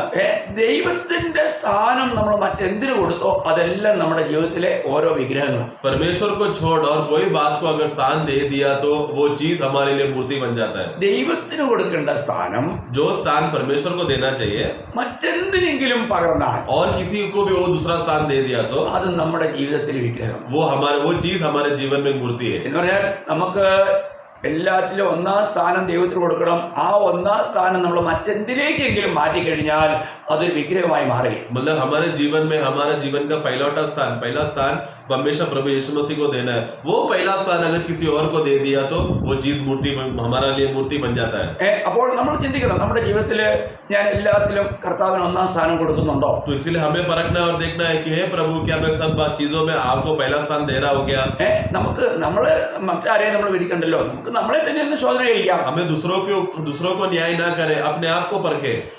ഇത് കൂടാതെ അറിഞ്ഞോ അറിയാതെ വരുന്ന ചില വിഗ്രഹങ്ങൾ ഞാനൊന്ന് ഓർപ്പിക്കാം. ये इसके अलावा जाने अनजाने में जो मूर्ति हमारे जीवन में आता है वो बातों को मैं याद दिलाना चाहता हूँ। നമ്മൾ എഫേസ്യ ലേഖനം 5-ാം അധ്യായം 5-ാം വാക്യം വായിക്കുമ്പോൾ एफेसियों का पुस्तक उसका 5वां अध्याय वाक्य 5 में हम पढ़ते हैं एफिशियंस 5:5। ദുർനടപ്പുകാരൻ അശുദ്ധൻ വിഗ്രഹാരാധിയായ ദ്രവ്യാഗ്രഹി. ശ്രദ്ധിക്കണേ, വിഗ്രഹാരാധിയായ ദ്രവ്യാഗ്രഹി. അപ്പൊ ദ്രവ്യാഗ്രഹം ഒരു വിഗ്രഹാരാധനയാണെന്നാണ് ബൈബിൾ പറയുന്നത്. पढ़ेंगे। क्योंकि तुम्हें जानते हो कि किसी व्यभिचारी या शुद्ध जन या लोभी मनुष्य की जो मूर्ति पूजक के बराबर है। हाँ बस, तो यहाँ पर लोभी मनुष्य को जो मूर्ति पूजक के बराबर है करके वचन में लिखा है, एक लोभी का स्वभाव। അപ്പോൾ നമ്മൾക്ക് ഈ ലോകത്ത് ജീവിക്കുമ്പോൾ നമുക്ക് ദ്രവ്യാഗ്രഹം എന്ന ഒരു കാര്യം നമ്മുടെ ഉള്ളിൽ കടന്നു വരാം. तो इसके लिए दुनिया में संसार में हम जीते समय में लोभ का ये स्वभाव हमारे अंदर आ सकता है। ഇന്ന് എത്രയോ പേര് ഈ ധനസമ്പാദത്തിന് വേണ്ടി ആരാധന പോലും മുടക്കിയിട്ട് ജോലിക്ക് പോകും. അന്ന് ഡബിൾ എന്താ പറയുന്നത് ഡബിൾ ശമ്പളം കിട്ടും. तो कितने विश्वासियों को मैंने देखा है कि वो लोग आराधना का दिन भी वो लोग क्या करते हैं, आज मुझे नौकरी है, मुझे काम करना है क्योंकि आज संडे है, आज काम करेगा तो मुझे दुगना पगार मिलेगा सोचकर वो लोग आराधना को भी छोड़ देते हैं पैसे का मोह के लिए। അപ്പോൾ അവർ വിഗ്രഹാരാധിയാണോ? तो क्या वो लोग मूर्ति पूजा है क्या? ദൈവജനം പറയുന്ന ഒരു വിഗ്രഹാരാധിയാണ്. वचन कहता है कि वो लोग मूर्ति पूजक है। നമ്മൾ കർത്താവിന് കൊടുക്കേണ്ട സമയം, കർത്താവിന് കൊടുക്കേണ്ട സ്ഥാനം നമ്മൾ മറ്റെന്തെങ്കിലും കൊടുക്കുന്നെങ്കിൽ നിശ്ചയമായിട്ടും ദൈവദൃഷ്ടിയിൽ അവരൊരു വിഗ്രഹാരാധിയാണ്. तो हम लोग जो स्थान प्रभु को देना चाहिए, जो समय प्रभु को देना चाहिए, वो स्थान और समय प्रभु को ना दे तो फिर हम लोग वास्तव में मूर्ति पूजक है। ഇനി അതിനെക്കുറിച്ച് തന്നെ മറ്റൊരു വാക്യം ഞാൻ കൊളോസ്യ ലേഖനം 3-ാം അധ്യായം 5-ാം വാക്യത്തിൽ വായിച്ചു കേൾപ്പിക്കാം. इसी रीति में हम लोग दूसरा भी एक वाक्य का हम पढ़ेंगे। कोलोस्यों का पुस्तक 3:5 में हम पढ़ते हैं। ആകയാൽ ദുർനടപ്പ്, അശുദ്ധി, അതിരാഗം, ദുർമോഹം, വിഗ്രഹാരാധനയായ അത്യാഗ്രഹം. അത് ആ പ്രയോഗം ശ്രദ്ധിക്കണം. വിഗ്രഹാരാധനയായ അത്യാഗ്രഹം ഇങ്ങനെയുള്ള ഭൂമിയിലുള്ള നിങ്ങളുടെ അവയവങ്ങളെ മരിപ്പിപ്പീൻ. इसलिए अपने उन अंगों को मार डालो जो पृथ्वी पर है, अर्थात व्यभिचार, अशुद्धता, दुष्कामना, बुरी लालसा और लोभ को जो मूर्ति पूजा के बराबर है। जो लोभ जो मूर्ति पूजा के बराबर है। അപ്പോൾ ഇവിടെ അത്യാഗ്രഹം എന്ന് പറഞ്ഞാൽ നമുക്ക് എത്ര ലഭിച്ചിട്ടും പോരാ എന്നുള്ള ഒരു ചിന്താഗതി. तो यहाँ पर लोभ का अर्थ में हमें समझना है कि जितना भी मिला तो भी उसमें तृप्त नहीं और चाहिए करके वो उस तरह का आग्रह लाना। പിന്നെ ഒരിക്കൽ ഒരു വ്യക്തി എനിക്ക് ലഭിച്ചു. ആ വ്യക്തി അദ്ദേഹത്തിന് സാമാന്യം നല്ലൊരു ജോലിയുണ്ട്, നല്ല എന്ന് പറഞ്ഞാൽ കുടുംബം നല്ലപോലെ പോറ്റി പുലർത്താൻ പറ്റും. അപ്പോൾ ആ ജോലി കൂടാതെ അദ്ദേഹത്തിന് ഒരു ബിസിനസ്സുണ്ട്. मैंने एक व्यक्ति को मैंने एक बार पहचान हुआ, मैंने उस व्यक्ति को देखा है कि वो व्यक्ति उसको काम नौकरी करता है और वो नौकरी में उनको अच्छा तनख्वाह मिलता है, इतना अच्छा तनख्वाह है कि परिवार को एकदम आराम से वो तृप्त कर सकता है। लेकिन इसके अलावा भी वो नौकरी के अलावा उनके पास एक बिजनेस भी है അതും കൂടാതെ അദ്ദേഹത്തിന് വേറൊരു ചിട്ടി और उसके अलावा वो बिजनेस के अलावा उनको बहुत सारा चिट फंड भी है। അപ്പോൾ പിന്നെ പുള്ളി പറഞ്ഞത് എനിക്ക് ദൈവത്തോട് ഭയങ്കര സ്നേഹം, പക്ഷെ എനിക്ക് സമയമില്ല. तो वो व्यक्ति क्या बोलता है कि मुझे प्रभु से तो बहुत प्रेम है लेकिन मेरे पास समय नहीं है. നോക്കണം. അപ്പോൾ അദ്ദേഹത്തിന്റെ സമയം മുഴുവനും പുള്ളിക്കാരൻ ഇങ്ങനെ ഈ ധനസമ്പാദത്തിന് എത്ര കിട്ടിയാലും പോരാ, എല്ലാം വാരി കൂട്ടാനുള്ള ഓട്ടത്തിലാണ്. തനിക്ക് താൻ എന്താണ് ദൈവത്തിന്റെ അത്യാഗ്രഹം എന്ന് പറയും. അത്യാഗ്രഹം എത്ര ലഭിച്ചാലും തൃപ്തിപ്പെടാത്തൊരു അനുഭവം. तो इसके लिए ये ऐसे व्यक्ति ऐसा अवस्था क्या है, कितना भी पैसा मिलेगा तो उस पर तृप्त नहीं है, बल्कि और पाना है और कमाना है. इस रीति में अपना समय को उसी में चलाने वाला ये एक ऐसा लोभ है, मतलब जितना भी मिलेगा उससे तृप्त नहीं, बल्कि और उसी में और चाहिए बोलकर जाने वाला अवस्था जो मूर्ति पूजा के समान है. നിങ്ങൾക്കറിയാം, കർത്താവ് പറഞ്ഞപ്പോഴത്തേക്കും ഈ ധനം എന്നുള്ളത് അതൊരു യജമാനനായിട്ടാണ് കർത്താവ് പറഞ്ഞു. हमें जब प्रभु ने ये धन के विषय में जब बोलते समय में इसको प्रभु ने एक स्वामी का दर्जा दिया है. നമുക്ക് മത്തായിയുടെ സുവിശേഷം 6-ാം അധ്യായം 24-ാം വാക്യം, मत्ती का सुसमाचार उसका 6:24 में हम पढ़ते हैं. मैथ्यू 6:24. രണ്ട് യജമാനന്മാരെ സേവിപ്പാൻ ആർക്കും കഴിയില്ല. അപ്പൊ ഇവിടെ തന്നെ രണ്ട് യജമാനന്മാരെന്ന തുടക്കം തന്നെ പറയുന്നത് രണ്ട് യജമാനന്മാര്. उसको शुरुआत में ही देखो, तुम दो स्वामियों का सेवा नहीं कर सकते. അങ്ങനെ ചെയ്താൽ ഒരുത്തനെ പകച്ച് മറ്റവനെ സ്നേഹിക്കും, അല്ലെങ്കിൽ ഒരുത്തനോട് പറ്റിച്ചേർന്ന് മറ്റവനെ നിരസിക്കും. നിങ്ങൾക്ക് ദൈവത്തെയും മാമോനെയും, മാമോൻ എന്ന് പറഞ്ഞാൽ ധനം, ദ്രവ്യം, മാമോനെയും സേവിപ്പാൻ കഴിയുകയില്ലെന്ന് കർത്താവ് പറയാം. കഴിയില്ല, പക്ഷെ പലരും പറയുന്നത് കഴിയുന്ന. पढ़ेंगे 24 को. कोई मनुष्य दो स्वामियों की सेवा नहीं कर सकता, क्योंकि वह एक से बैर और दूसरे से प्रेम रखेगा, या एक से मिला रहेगा और दूसरे को तुच्छ जानेगा. तुम परमेश्वर और धन दोनों की सेवा नहीं कर सकते. देखो वहाँ पर प्रभु कहता है कि तुम प्रभु और परमेश्वर और धन को दोनों का सेवा नहीं कर सकते. मतलब प्रभु बोला है तो फिर वो नहीं हो सकता. പലരും പറയുന്നത് അല്ല, എനിക്ക് രണ്ടും കൂടെ കഴിയുന്നൊക്കെ പറയും. लेकिन बहुत लोग क्या गवाही देते हैं, नहीं मुझसे तो ये हो पाएगा करके. അപ്പൊ എനിക്ക് തോന്നുന്നത് അവർക്ക് കർത്താവിനേക്കാൾ അറിവുണ്ടെന്നോ. मतलब ऐसे लोग को मतलब प्रभु से भी ज्यादा जानकारी है, मतलब ज्यादा जानते हो. ദൈവം ഒരു കാര്യം കഴിയുകയില്ലെന്ന് പറഞ്ഞാൽ കഴിയില്ലെന്ന് തന്നെ. प्रभु परमेश्वर अगर कहता है कि ये नहीं होगा करके बोला तो फिर वो नहीं होगा. അപ്പോൾ നമ്മുടെ ജീവിതത്തിൽ ഇന്ന് നമ്മൾ എപ്പോഴെങ്കിലും ഈ ലോകത്തിന്റെ ധനത്തിന് വേണ്ടി കർത്താവിന്റെ ആ കൂട്ടായ്മയെ, ദർബാറിനെ നമ്മൾ ഉപേക്ഷയായി വിചാരിച്ചിട്ടുണ്ടോ? क्या हमारे जीवन में हम अपने आत्मिक जीवन को परखते समय में कभी भी प्रभु का संगति को हम लोग कभी भी उसको मूल्य ना देते, उसको छोड़ा है क्या? ഈ ലോകത്തിന്റെ നേട്ടങ്ങൾക്ക് വേണ്ടി നമുക്ക് കർത്താവിനെ തുച്ഛീകരിക്കേണ്ടി വന്നിട്ടുള്ള അവസ്ഥ ഉണ്ടായിട്ടുണ്ടോ? ये संसार का कमाई का अवस्था आते समय में संसार में कमाने के लिए प्रभु को मैं तुच्छ मानकर संसार को कमाने गया हो क्या? പൗലോസ്ലീഹ 1 കൊരിന്ത്യർ 10:14 പറയുന്നത്, അതുകൊണ്ട് പ്രിയരെ വിഗ്രഹാരാധന വിട്ട് ഓടുവിൻ. ഇങ്ങനെയുള്ള വിഗ്രഹാരാധന വിട്ട് നടന്നാ പറ്റിയല്ല, ഓടിക്കോളെ. तो पहला कोरिन्थी उसका 10:14 में पौलुस कहता है, इस कारण है मेरे प्रियो, मूर्ति पूजा से बचे रहो. तो बचे रहो करके बोलते समय में उसका परिभाषा ऐसा है कि उसको बचकर तुम भाग जाओ, तुम उसको चल के दूर हो जाओ, नहीं बल्कि भाग जाओ वहां से. നമ്മളതെല്ലാം വിട്ടോടണം. നമ്മൾ ഒരിക്കലും അവിടെ നോക്കി നിൽക്കാൻ പോലും പാടില്ലെന്ന്. हमें उसको छोड़कर भाग जाना है. उसे छोड़कर उधर उसको देखना नहीं, बल्कि भाग जाना, उधर रुकना ही नहीं है. നമ്മള് യഥാർത്ഥ വിശ്വാസികള് ഇങ്ങനെയുള്ള വിഗ്രഹങ്ങളെല്ലാം വിട്ടോടണം. सच्चा विश्वासियों को इस तरह का मूर्तियों से वो लोग बहुत दूर रहना है, उसको छोड़कर भाग जाना है. ഒരു ശരിയായ ആത്മീയ ജീവിതത്തിന് വേണ്ടിയുള്ള ഉത്സാഹം നമുക്ക് വേണം. एक सच्चा आत्मिक जीवन के लिए एक सच्चा उत्साह होना जरूरी है. തെസ്സലോനിക്ക സഭയെക്കുറിച്ച് പറയുമ്പോൾ 1 തെസ്സലോനിക്കർ 1:10 വാക്യം, മലയാളത്തിൽ 9 ഉള്ളൂ, അതിന്റെ അവസാന ഭാഗം മലയാളത്തിൽ അല്ലെങ്കിൽ ഹിന്ദിയിലൊക്കെ 10 വാക്യം. അവിടെ വായിക്കുന്നത്, വരുവാനുള്ള കോപത്തിൽ നമ്മെ വിടിവിക്കുന്നതിനുമായ യേശു സ്വർഗത്തിൽ നിന്നും വരുന്നത് കാത്തിരിപ്പാനും നിങ്ങൾ വിഗ്രഹങ്ങളെ വിട്ട് ദൈവത്തെങ്കിലേക്ക് എങ്ങനെ തിരിഞ്ഞു വന്നു എന്നും അവർ പറയുന്നു. മറ്റുള്ളവർ പറയുന്ന കാര്യമാണ്. तो वहां पर पहला तेसलोनी उसका पहला अध्याय 9 का अंत पढ़ना, 9 का आखिरी में, हिंदी में 9 का आखिरी आता है. तुम कैसे मूर्तों से परमेश्वर की ओर फिरे, ताकि जीवित और सच्चे परमेश्वर की सेवा करो. देखो ये सब मूर्तियों को छोड़कर किस तरह हमें जीवित परमेश्वर का सेवा कर आने वाला क्रोध से बचकर प्रभु हमें ले जाएगा, ये सब बातों से हम इंतजार कर रहे थे. നമ്മൾ ഒരു കാര്യം എപ്പോഴും ഓർക്കണം, നമ്മൾ ദൈവത്തിന്റെ മഹത്വത്തിന് വേണ്ടി സൃഷ്ടിക്കപ്പെട്ടവരാണ്. क्योंकि हमें से एक बात जानना है कि हम लोग सब लोग प्रभु के महिमा के लिए सृजे गए हैं. Praise the Lord. Amen. നമ്മളിലൂടെ ഇന്ന് കർത്താവിന്റെ നാമം മഹത്വപ്പെടുന്നുണ്ടോ? क्या आज हमारे जीवन के द्वारा प्रभु का महिमा हो पा रहा है क्या? നമ്മള് യെശയ്യാ പ്രവചനം 43-ാം അധ്യായം അതിന്റെ 7-ാം വാക്യത്തിൽ വായിക്കുന്നത്, Isaiah 43:7. അവിടെ വായിക്കുന്നത് എൻ്റെ പുത്രന്മാരെയും എൻ്റെ നാമത്തിൽ വിളിച്ചും എൻ്റെ മഹത്വത്തിനായി സൃഷ്ടിച്ചും നിർമ്മിച്ചും ഉണ്ടാക്കിയും ഇരിക്കുന്ന ഏവരെയും കൊണ്ടുവരിക എന്ന് പറഞ്ഞാൽ ദൈവം നമ്മളെ തൻ്റെ മഹത്വത്തിനായി സൃഷ്ടിച്ചെന്നാണ് പറയുന്നത്. पढ़ेंगे हर एक को जो मेरा कहलाता है, जिसको मैंने अपनी महिमा के लिए सृजा, हाँ। जिसको मैंने रचा और बनाया है. हाँ देखो, मेरा महिमा के लिए सृजा और बनाया. അതിന്റെ 21-ാം വാക്യത്തിൽ വായിക്കുന്നുണ്ട്, ഞാൻ എനിക്ക് വേണ്ടി നിർമ്മിച്ചിരിക്കുന്ന എൻ്റെ ജനം സ്തുതിയെ വിവരിക്കും. അപ്പൊ എന്റെ ജനം എന്നെ മഹത്വപ്പെടുത്തുമെന്ന് അവിടെ പറഞ്ഞിരിക്കുന്നത്. 21 भी पढ़ेंगे. इस प्रजा को मैंने अपने लिए बनाया है कि वे मेरा गुणानुवाद करे. तो मेरा जन, मेरा लोग मेरा गुणानुवाद करे. ദൈവം തന്റെ ജനം എപ്പോഴും ദൈവത്തിന് മഹത്വം കൊടുക്കണം എന്നുള്ള ഏക ലക്ഷ്യമായിരിക്കും അവർക്ക്. तो प्रभु का लोग जो प्रभु की ओर से बुलाया गया है, उनका लक्ष्य यही है कि किस तरह प्रभु का महिमा करे. ഇവിടെ ഒന്നെങ്കിൽ നമ്മൾ ദൈവത്തിന് മഹത്വപ്പെടുത്തുന്നു, ഇല്ലെങ്കിൽ നമ്മൾ മഹത്വം എടുക്കുന്നു. ഈ രണ്ടിലൊന്നും ഉണ്ട്. या तो प्रियो, या तो हम लोग प्रभु को महिमा देगा, या तो वो महिमा हम खुद लेंगे. ये दोनों में से कोई एक बात होगा. എന്നാൽ ഒരു കാര്യം നമ്മൾ മനസ്സിലാക്കണം, लेकिन एक बात हमें समझना है, നമ്മൾ ഏതെങ്കിലും നിലയിൽ മഹത്വം എടുക്കാൻ ശ്രമിക്കുന്നുണ്ടെങ്കിൽ അത് വലിയ ദൈവസേനയിൽ വലിയ ശിക്ഷായോഗ്യമായ കാര്യമാണ്. अगर किसी भी आधार पर अगर हम लोग महिमा खुद लेने के लिए महिमा लेने की कोशिश करेंगे तो वो परमेश्वर के सामने बहुत बड़ा दंडनीय अपराध है. നമ്മൾ ദൈവവചനത്തോടൊന്നും കൂട്ടരുത്, കുറയ്ക്കരുത്, ദൈവവചനത്തിൽ തന്നെ നിൽക്കാൻ നമ്മൾ ശ്രമിക്കണം. हमें इसके लिए प्रभु का वचन में कुछ भी जोड़ना नहीं, कम नहीं करना, बल्कि प्रभु का वचन में ही बना रहना है.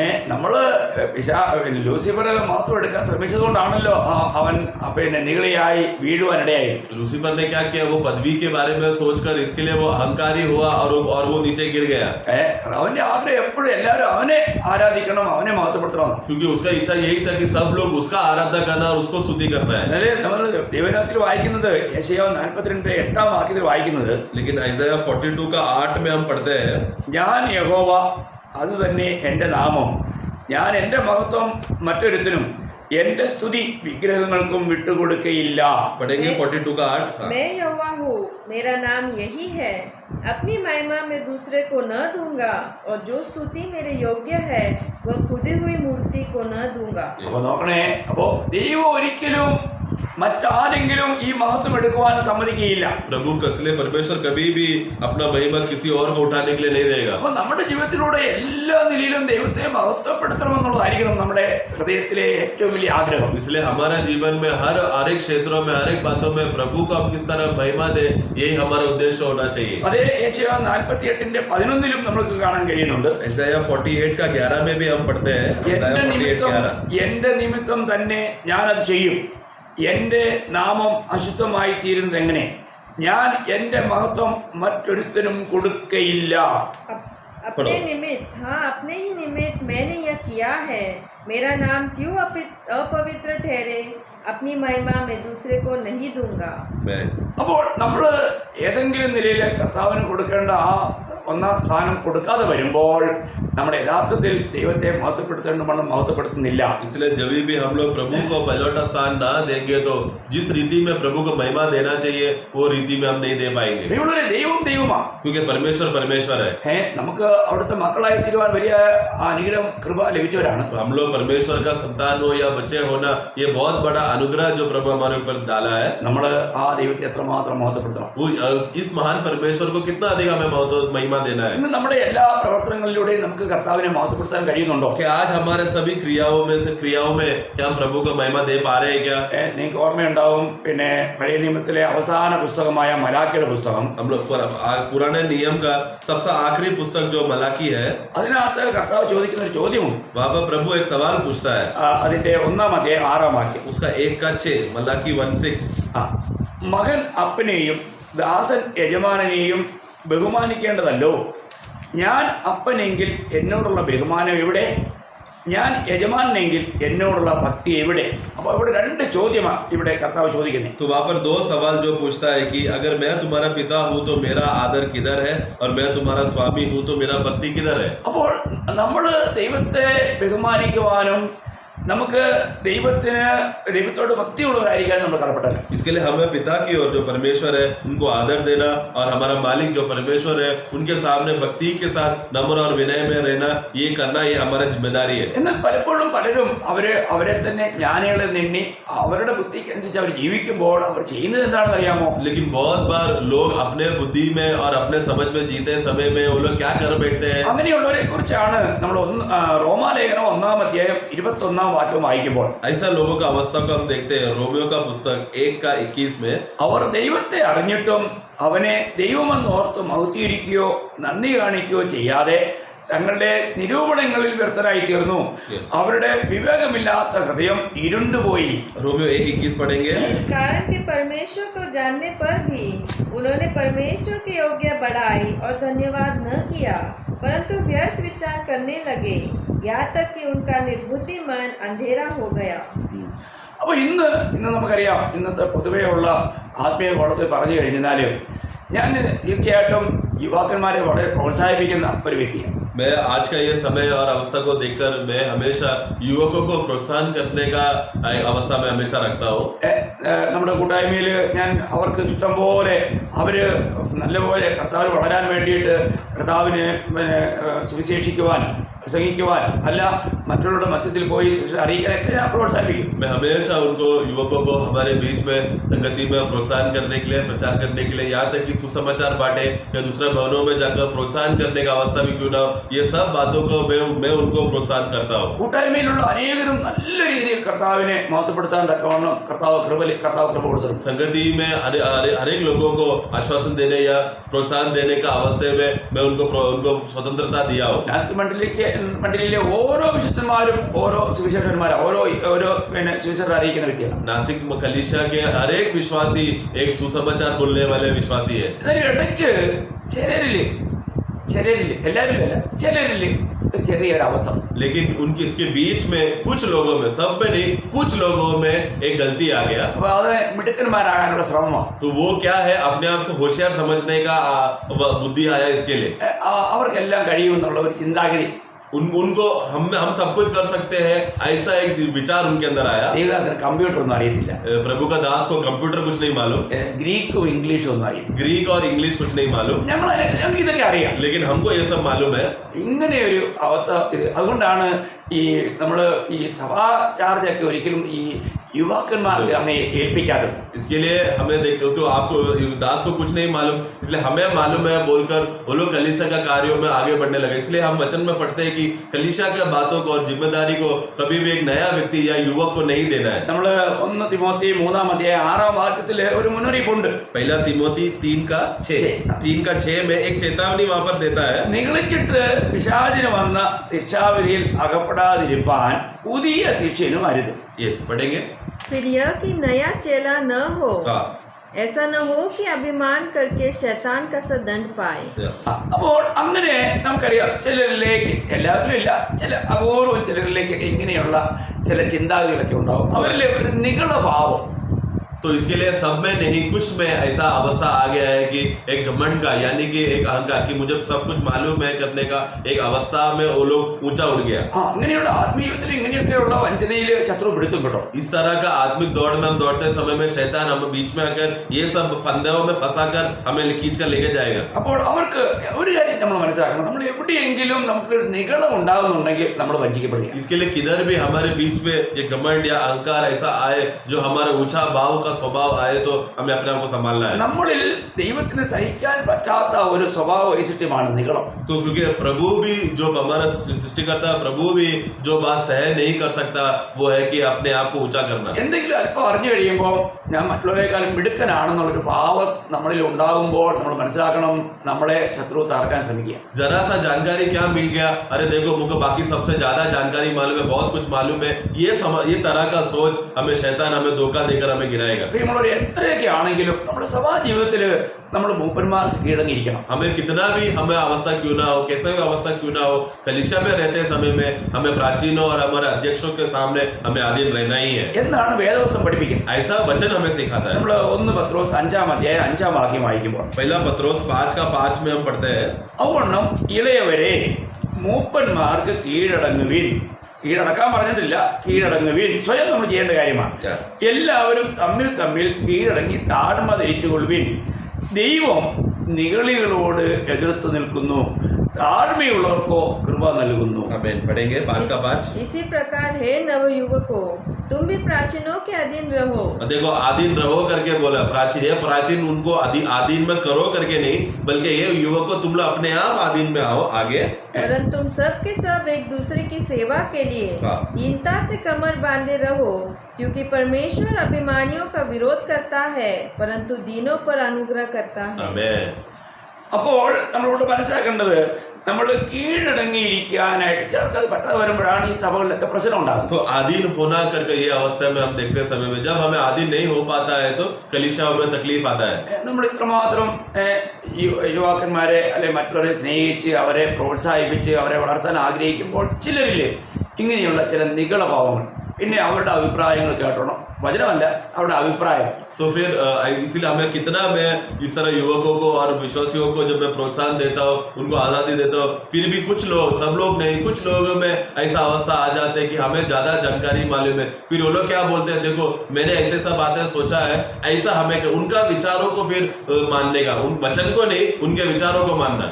അതൊക്കെ നമ്മൾ കൃപ നഷ്ടപ്പെടുത്തുന്ന കാര്യങ്ങളാണ്. ये सब बातों में हम अनुग्रह को नष्ट करने का अवस्था में लेकर जाता है। അതേ കാര്യം തന്നെയാണ് യാക്കോബും പറയുന്നുണ്ട്. യാക്കോബ് 4:6 यही बात हम याकूब का 4:6 में भी हम पढ़ते हैं, जेम्स 4:6। എന്നാൽ അവൻ അധികം കൃപ നൽകുന്നു, അതുകൊണ്ട് ദൈവം നിഗളികളോട് എതിർത്ത് നിൽക്കുകയും താഴ്മയുള്ളവർക്കോ കൃപ നൽകുകയും ചെയ്യുന്നു.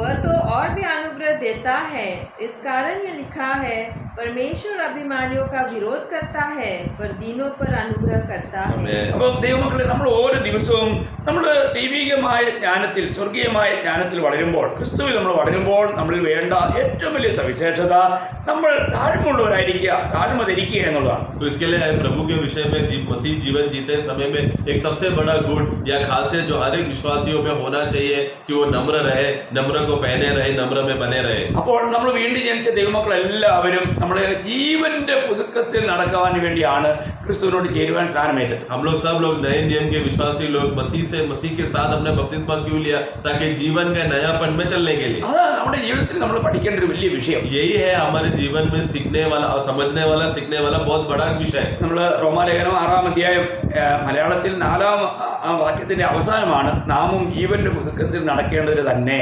रोमियो का पुस्तक उसका 6 का आखिरी भाग में हम देखते हैं कि ताकि हम जीवन के नएपन में चलने के लिए, അപ്പോൾ ജീവന്റെ പുതുക്കത്തിൽ നടക്കുക, जीवन का नएपन में चलना है। നാം എല്ലാവരും ക്രിസ്തുവിനോട് ക്രൂശിക്കപ്പെട്ടവരാണ്, हम लोग सब लोग मसीह के साथ क्रूस में हुआ चढ़े गए हैं, കർത്താവിനോട് കൂടെ അടക്കപ്പെട്ടവരാണ്, मसीह के साथ गाड़े गए हैं, കർത്താവിനോട് കൂടെ ഉയർത്തെഴുന്നേൽക്കപ്പെട്ടവരാണ്, मसीह के साथ ऊंचे उठाए गए हैं। പിന്നീട് നമ്മൾ ജീവന്റെ പുതുക്കത്തിൽ നടക്കുവാൻ വേണ്ടിയാണ് ഈ വലിയ അനുഭവത്തിലേക്ക് കർത്താവ് നമ്മളെ നടത്തിയത്. उसके बाद फिर हमें एक जीवन का नयापन में चलाने के लिए पिछली सब बातें अवस्था हुआ ताकि नएपन में हम चल सके।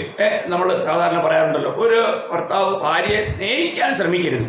इसके लिए मैं अक्सर मैं कहता हूँ, एक पति कभी भी अपना पत्नी से प्रेम करने का कोशिश नहीं करना है, നമ്മളെ ജീവന്റെ പുതുക്കത്തിൽ നടന്നാൽ മതി. हमें बस वो जीवन का नयापन में खाली चलना है। അപ്പോൾ പിന്നെ അവന് ഭാര്യയെ പ്രത്യേകം സ്നേഹിക്കാനായിട്ട് പരിശ്രമിക്കേണ്ട ഒരു ആവശ്യം വരുന്നേയില്ല. फिर उस ऐसा विश्वासी जो नएपन में चलता है, उसको खास रूप में उठाकर पत्नी को प्रेम करने का कोशिश और यत्न करने का अवस्था नहीं आता, കാരണം ജീവന്റെ പുതുക്കം എന്നുള്ളത് പഴയ മനുഷ്യന് തികച്ചും വിരുദ്ധമായ ഒരു കാര്യമാണ്. क्योंकि जीवन का नयापन का खासियत क्या है, हमारा पुराना मनुष्य का एकदम विरुद्ध बात है। നാം ഒരിക്കൽ ഒരു പഴയ മനുഷ്യൻ ഉള്ള ജീവിതം നമ്മളിൽ ഉണ്ടായിരുന്നു. एक समय में हमारे अंदर एक पुराना मनुष्य का जीवन था, എന്നാൽ ഇന്ന് നമ്മൾ പുതിയ സൃഷ്ടിയാണ്, പുതിയ മനുഷ്യനാണ്. हमें लेकिन आज हम एक नया सृष्टि है, एक नया मनुष्य है। അപ്പോൾ നമുക്ക് ഓരോ ദിവസവും ഇന്ന് പുതിയ സൃഷ്ടി എന്നുള്ള നിലയിൽ ആത്മാവിൽ പുതുക്കപ്പെട്ടുകൊണ്ടിരിക്കേണ്ടതിന്റെ ആവശ്യമുണ്ട്. इसके लिए क्योंकि हम लोग एक नया सृष्टि होने की वजह से हमें आत्मा का नयापन का जीवन में चलने का एक जरूरत है। ഇത് ഒരു ദിവസത്തെ കാര്യമല്ല കേട്ടോ. നമ്മള് കർത്താവ് വരുവോളോ അല്ലെങ്കിൽ മഠം വഴി ലോകത്ത് മാറ്റപ്പെടുവോളം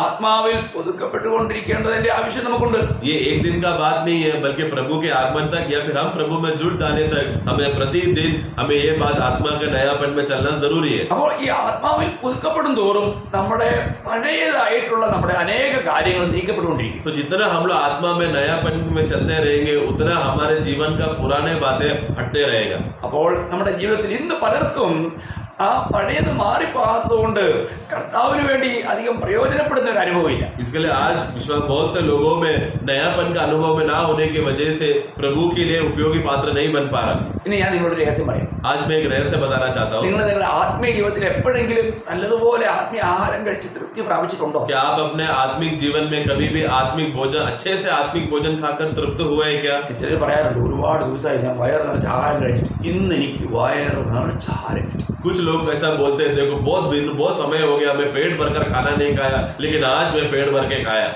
നിങ്ങൾക്ക് ഈ ആത്മീയ ആഹാരം നിങ്ങൾക്ക് നിറഞ്ഞു വരാൻ വയറുന്ന കാര്യമല്ല, ആത്മാവിന്റെ കാര്യം.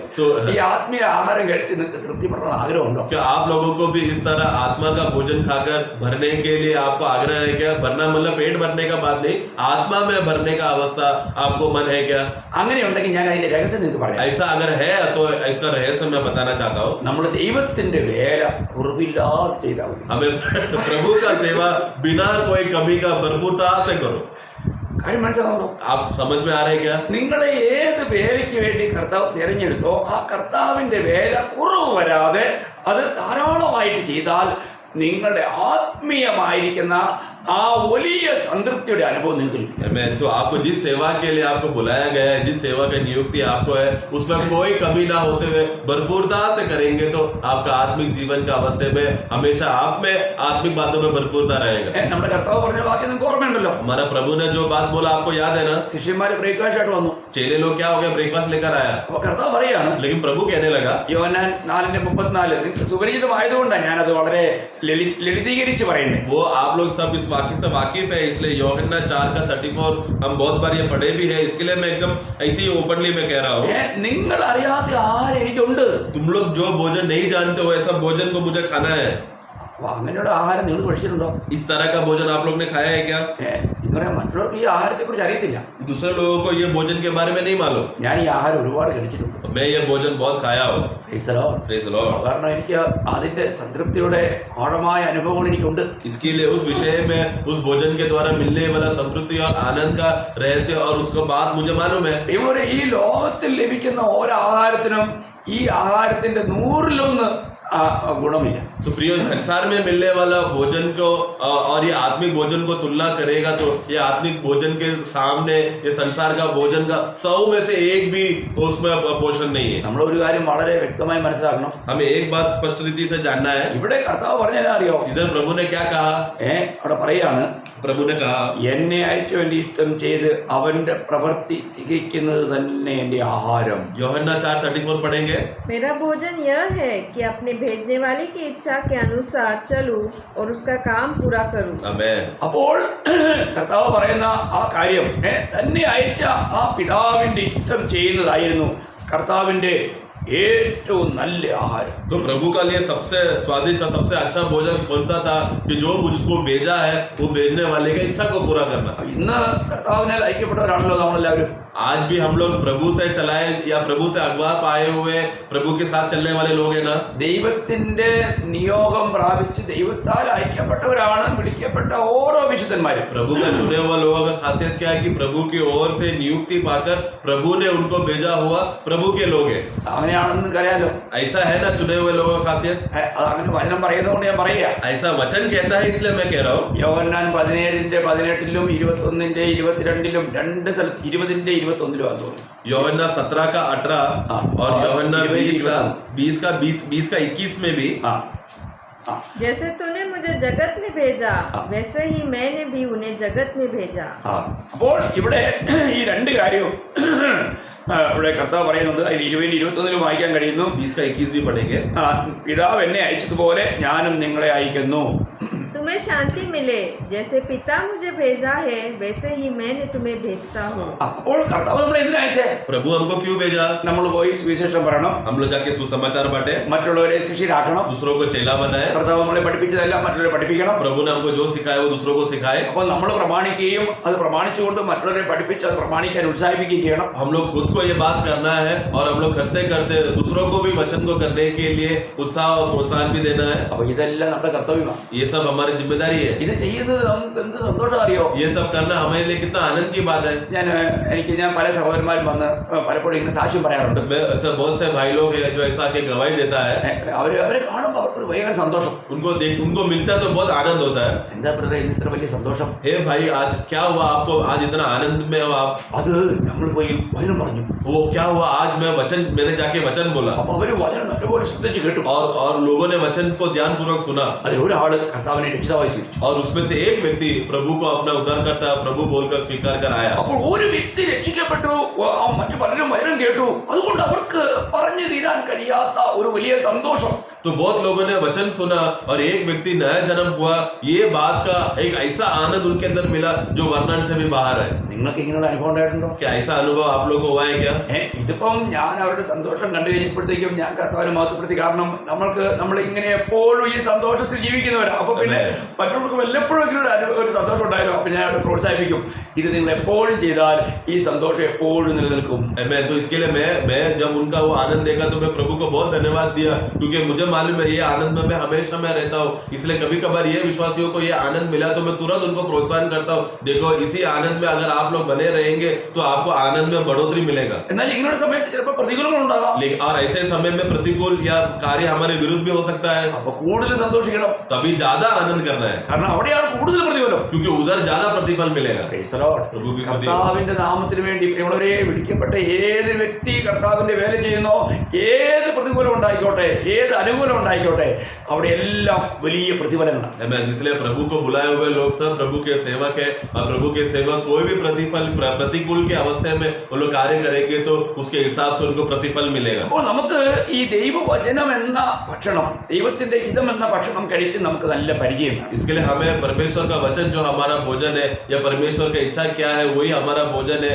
ये भोजन में हमें अच्छा पहचान होना जरूरी है। നമ്മുടെ അകത്ത മനുഷ്യന്റെ കാര്യമാട്ടോ. ये हमारा अंदरूनी मनुष्य का बढ़ोतरी के विषय में है। നമുക്കറിയാം കർത്താവ് തന്റെ പരസ്യ ശുശ്രൂഷ തുടങ്ങുന്നതിന് മുൻപായിട്ട് ഒരു 40 ദിവസം ഉപവസിക്കാനിടയായി. हम देखते हैं कि प्रभु जब अपना सेवा को शुरू करने से पहले 40 दिन उन्होंने उपवास किया। അപ്പോൾ കർത്താവിന് വിശക്കുന്നു എന്ന് പിശാചിന് മനസ്സിലായി. तो शैतान समझ गया कि हमारे प्रभु को भूख लग रहा है। അവിടെ വായിക്കുന്നത് പരീക്ഷകൻ. तो वहां पर हम देखते हैं कि जो परीक्षा लेने वाला आया। അപ്പോൾ മത്തായി 4-ാം അധ്യായത്തിന്റെ 3-ാം വാക്യത്തിലാണ്, അപ്പോൾ പരീക്ഷകൻ അടുത്ത് വന്ന് നീ ദൈവപുത്രനെങ്കിൽ ഈ കല്ല് അപ്പമായി തീരുവാൻ കൽപ്പിക്കുക എന്ന് പറഞ്ഞു. 4:3 पढ़ेंगे मत्ती का।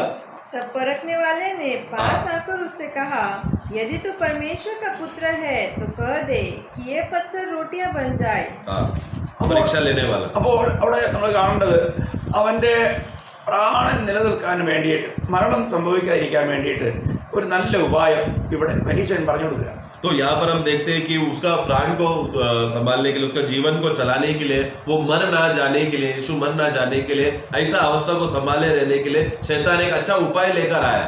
അപ്പോ എനിക്ക് എന്റെ ക്ഷീണം കണ്ടിട്ട് ഇവൻ മനസ്സിൽ തോന്നിയല്ലോ എന്ന് കർത്താവ് ചിന്തിച്ചില്ല. तो प्रभु ने ऐसा नहीं सोचा, देखो मेरा ये कमजोरी को देखकर ये शैतान को कितना दया मेरे ऊपर आया और कितना अच्छा आइडिया दिया। ചിലപ്പോഴൊക്കെ ശത്രു പറയുന്ന ചില കാര്യങ്ങൾ നമുക്ക് അങ്ങോട്ട് നന്നായിട്ട് തോന്നിപ്പോകും. कुछ ऐसा परिस्थिति हमारे जीवन में आता है कि शैतान हमको जो भी अभिप्राय देते समय वो कितना अच्छा अभिप्राय है करके हम बोलते हैं।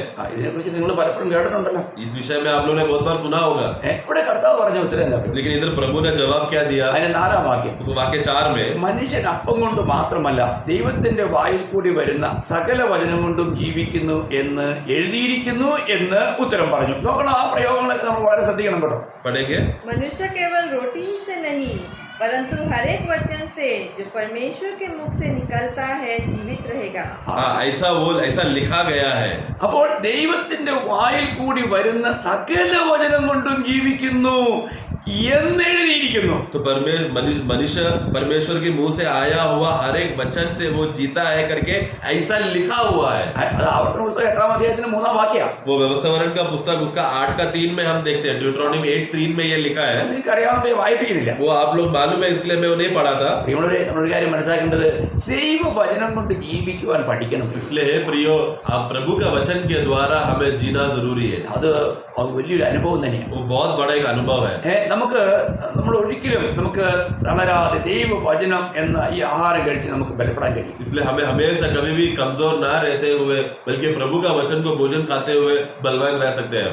നമ്മളൊരു യഥാർത്ഥ ആത്മീയ കൂട്ടായ്മ എന്ന് പറഞ്ഞാൽ हमारे जो वास्तव में जो सच्चा आत्मिक संगति वो ये है, ആത്മാവോട് സമ്പർക്കം പുലർത്തുന്നത്. आत्मा आत्मा के साथ संगति करना या सहभागिता रखना. ശ്രദ്ധിക്കുക, ध्यान पूर्वक सुनना. ശരിയായിട്ടുള്ള ആത്മീയ കൂട്ടായ്മ, അന്ന് ആത്മീയ കൂട്ടായ്മയുടെ ശരിയായിട്ടുള്ള അർത്ഥം പോലും ഗ്രഹിക്കാതെ വെറുതെ കൂടി വന്ന് എങ്ങനെയെങ്കിലും പാടി ആടി പോകുന്ന ഒരു അനുഭവം ഉണ്ട്. അതല്ല ആത്മീയ കൂട്ടായ്മ.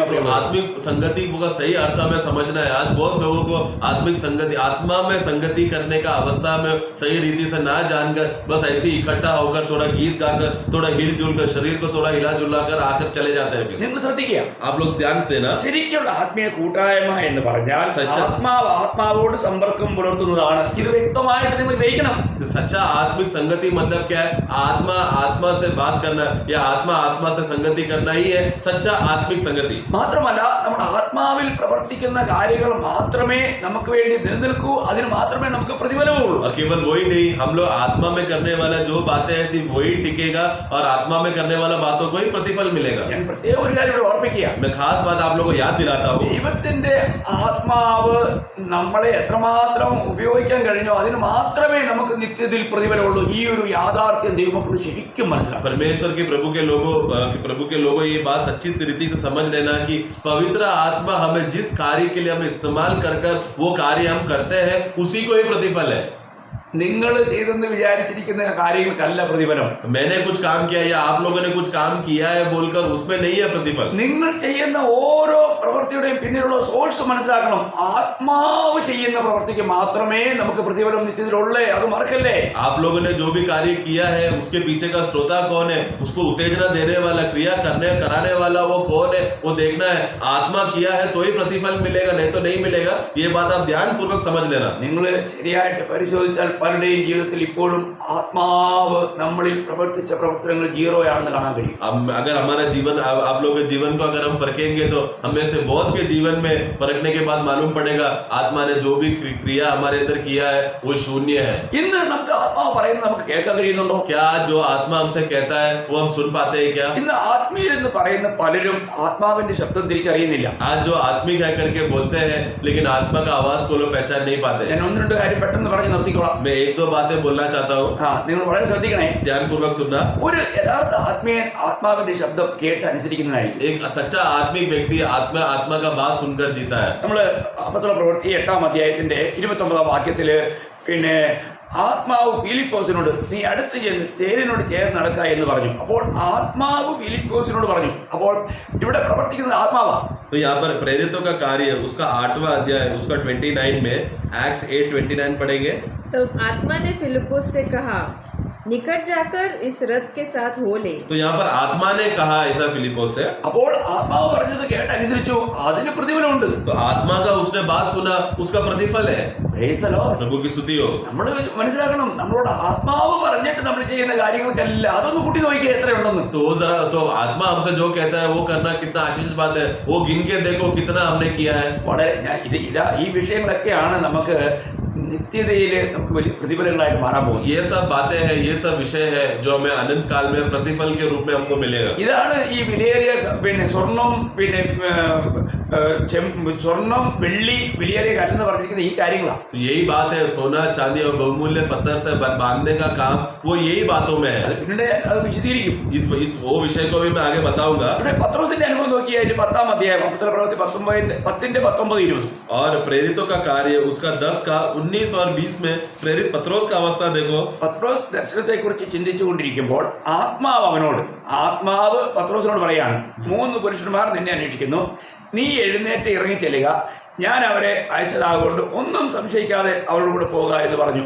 पढ़ेंगे 10 का 19-20. पतरस तो उस दर्शन पर सोच ही रहा था कि आत्मा ने उससे कहा, देख 3 मनुष्य तेरी खोज में है, और उठकर नीचे जा और निसंकोच उनके साथ हो ले, क्योंकि मैं ही ने उन्हें भेजा है। देखो आत्मा कहता है ये, അപ്പോൾ ആത്മാവ് പറഞ്ഞു. तो आत्मा ने कहा, എന്നിട്ട് നമുക്കറിയാം പിന്നെ അതിന്റെ 13-ാം അധ്യായത്തിന്റെ 4-ാം വാക്യം വായിക്കുമ്പോൾ और 13 अध्याय का वाक्य 4, അവിടെ എന്താണ് നമ്മൾ വായിക്കുന്നത്? उधर भी हम क्या पढ़ते हैं? പരിശുദ്ധാത്മാവ് അവരെ പറഞ്ഞയച്ചു. पवित्र आत्मा ने उनको भेजा। ആരാ പറഞ്ഞയച്ചേ? किसने भेजा? ഇന്ന് പലരെയും അയച്ചിരിക്കുന്നത് സംഘടനകളാണ്. आज बहुत लोगों को भेजते हैं। कौन भेजता है? संगठनाएं भेजता ഇത് है। കേൾക്കുമ്പോൾ തന്നെ ചില വിശ്വാസികൾക്ക് എന്തൊരു വേദനയാണെന്നറിയോ? ये बात मैं अभी जो बात मैंने बोला वो सुनते ही कितने विश्वासियों को दुख होता है। എത്ര പേര് വഴക്കുണ്ടാക്കാൻ ഒരുങ്ങുക. कितना लोग झगड़ा करने के लिए आता है मेरे എന്റെ साथ। ദൈവമക്കളെ, ഞാൻ പറയുന്ന ഒരു കാര്യവും എന്റെ ഇഷ്ടമോ എന്റെ അഭിപ്രായമൊന്നും അല്ല, തിരുവചനത്തിലെ യാഥാർത്ഥ്യങ്ങളാണ്. क्योंकि मैंने अभी जो बोला है वो मेरा अभिप्राय या मेरा कोई बात नहीं है, बल्कि वचन जो कहता है उस स्थान के आधार पर मैं कह रहा हूँ। ഇന്ന് ദൈവത്തിന്റെ പരിശുദ്ധാത്മാവ് അയച്ചിട്ട് പോയി പ്രവർത്തിക്കുന്ന എത്ര പേരുണ്ട്? आज प्रभु के आत्मा ने तो भेजकर क्रिया करने वाले लोग कितने लोग हैं? सेवा करने वाले लोग कितने हैं? കർത്താവിന്റെ കൃപയാൽ ഞാൻ ഇവിടെ പറയട്ടെ, ദൈവത്താൽ കർത്താവിന്റെ ആളായി കർത്താവിന്റെ ആത്മാവിനാൽ അയക്കപ്പെട്ട ഒരു വ്യക്തിയായിട്ടാണ് ഞാൻ ഇന്ന് നിങ്ങളുടെ മധ്യേ ശുശ്രൂഷിക്കുന്നത്. इसलिए प्रिय, मैं आपके सामने एक गवाही के रूप में मैं कहना चाहता हूँ कि प्रभु के आत्मा ने भेजा हुआ है, उस आधार पर ही मैं आपके सामने सेवा कर रहा हूँ। ഞാനൊരു സംഘടനയുടെ വക്താവല്ല കേട്ടോ. मैं कोई संगठना का आदमी नहीं हूँ। ഞാനൊരു മതത്തിന്റെ വക്താവല്ല. मैं कोई धर्म का आदमी नहीं ഞാൻ हूँ। കർത്താവ് യേശു ക്രിസ്തുവിന്റെ ഒരു എളിയ ദാസനാണ്. मैं केवल प्रभु यीशु मसीह का एक नम्र दास हूँ। അത് എനിക്ക് പറയുന്നതിൽ വളരെ സന്തോഷമുണ്ട്. और ये बात बोलने के लिए मुझे बहुत आनंद है। ഇന്ന് എത്ര പേർക്ക് അങ്ങനെ പറയാൻ കഴിയും? आज कितने लोगों को ये बात बोलना होगा? നമുക്ക് ഈ സത്യം പറയാൻ കഴിയണം. ये सत्य हमको बोलने होना चाहिए। ഓരോ സംഘടനകളുടെയും പേരെടുത്ത് ഞാൻ ഇന്ന സംഘടനകളുടെ വക്താവായിട്ടല്ല പറയണ്ടേ. കർത്താവ് യേശു ക്രിസ്തുവാ നിങ്ങളെ വിലയ്ക്ക് വാങ്ങിയതെങ്കിൽ നമ്മൾ ആ യജമാനെ ഉയർത്തേണ്ടത്. तो हमें आज संगठनाओं का नाम लेकर उनका तारीफ करके उनका बढ़ोतरी नहीं करना है, बल्कि प्रभु यीशु मसीह ने अगर दाम देकर हमें खरीदा है तो वो प्रभु यीशु मसीह का सेवक होना है। ദൈവമേ, നിങ്ങൾ ആരുടെ വകയാണ്? इसलिए प्रिय, हम किसके भाग है?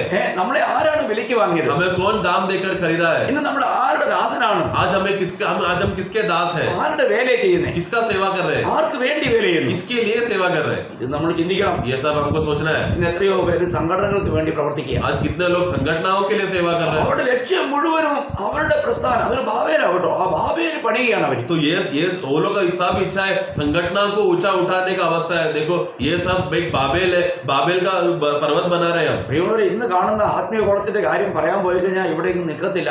അത് ഒരു പരിധിയില്ലാതെ പോകും. ഞാൻ അത് ഇപ്പോൾ കൂടുതലായി പറയാൻ ആഗ്രഹിക്കുന്നു. अगर आज का जमाने का जो आत्मिक दुनिया का जो अवस्था जो ये दुनिया में चल रहा है, ये सब बोलने गया तो मेरा सीमा टूट जाएगा, लेकिन समय नहीं है, इसलिए मैं कुछ बोल रहा नहीं हूँ। പ്രിയമുള്ളവരെ, വളരെ ദുഃഖം, ദൈവത്തിന്റെ ആത്മാവ് വളരെ ദുഃഖിക്കുന്ന ഒരു അനുഭവത്തിലാണ് ഇന്നത്തെ ആത്മീയ കുളം. हे प्रिय, आज प्रभु का आत्मा एकदम दुख मनाने वाला अवस्था चल रहा है। ये आत्मिक दुनिया जो आज भूमि में चल रहा है, നമ്മൾ ആത്മാവിന് നമ്മളിൽ പ്രവർത്തിക്കാൻ കഴിയണം. इसलिए हम लोग आत्मा को हमारे अंदर कार्य होना जरूरी है। നമുക്കറിയാം, അപ്പോസ്തല പ്രവൃത്തി 16:6 വായിക്കുമ്പോൾ प्रेरितों का कार्य 16:6 में हम पढ़ते हैं। അവർ ആസിയയിൽ വചനം പ്രസംഗിക്കരുതെന്ന് പരിശുദ്ധാത്മാവ് വിലക്കി. पढ़ेंगे। वे फ्रूगिया और गलातिया प्रदेशों में से होकर गए, क्योंकि पवित्र आत्मा ने उन्हें आशिया में वचन सुनाने से मना किया। അപ്പോൾ ഇവിടെ ആത്മാവ് വിലക്കി. यहाँ पर आत्मा ने उनको मना किया। അങ്ങനെയുള്ള വിലക്കുകൾ നിങ്ങൾക്ക് കേൾക്കാൻ കഴിഞ്ഞിട്ടുണ്ടോ? क्या इस तरह का मना करने का अवस्था आप लोग के जीवन में आए है क्या? ഞാൻ എത്രയോ പ്രാവശ്യം അങ്ങനെയുള്ള കാര്യങ്ങൾ കൂട്ടായ്മയിൽ പറഞ്ഞിട്ടുണ്ട്. मैंने कितने बार इस तरह की बातों को मैंने संगति में बताया है। പരിശുദ്ധാത്മാവ് വിലക്കും. प्रिय, पवित्र आत्मा रोकेगा। നമുക്ക് പരിശുദ്ധാത്മാവിനെ നടത്തപ്പെടുന്ന ആ അനുഭവം എപ്പോഴും ഉണ്ടായിരിക്കണം. इसके लिए हमें पवित्र आत्मा में चलाया जाने का अवस्था में हमें बना रहना है। ഇന്ന് ഞാൻ ചോദിക്കട്ടെ, ഇപ്പോൾ നിങ്ങൾ വചനം കേൾക്കുമ്പോൾ ഈ ആത്മാവിനുള്ള സന്തോഷത്തോടെയാണോ ഈ കേൾക്കുന്നത്? इसलिए आज मैं आपको पूछना चाहता हूँ, अभी जो वचन आप जो सुन रहे हैं, क्या वो आत्मा का आनंद से भरकर आप सुन रहे हैं क्या? അങ്ങനെയുള്ളവരിലെ ഈ വചനം ക്രിയ ചെയ്യൂ. उनके अंदर ही वचन क्रिया करेगा।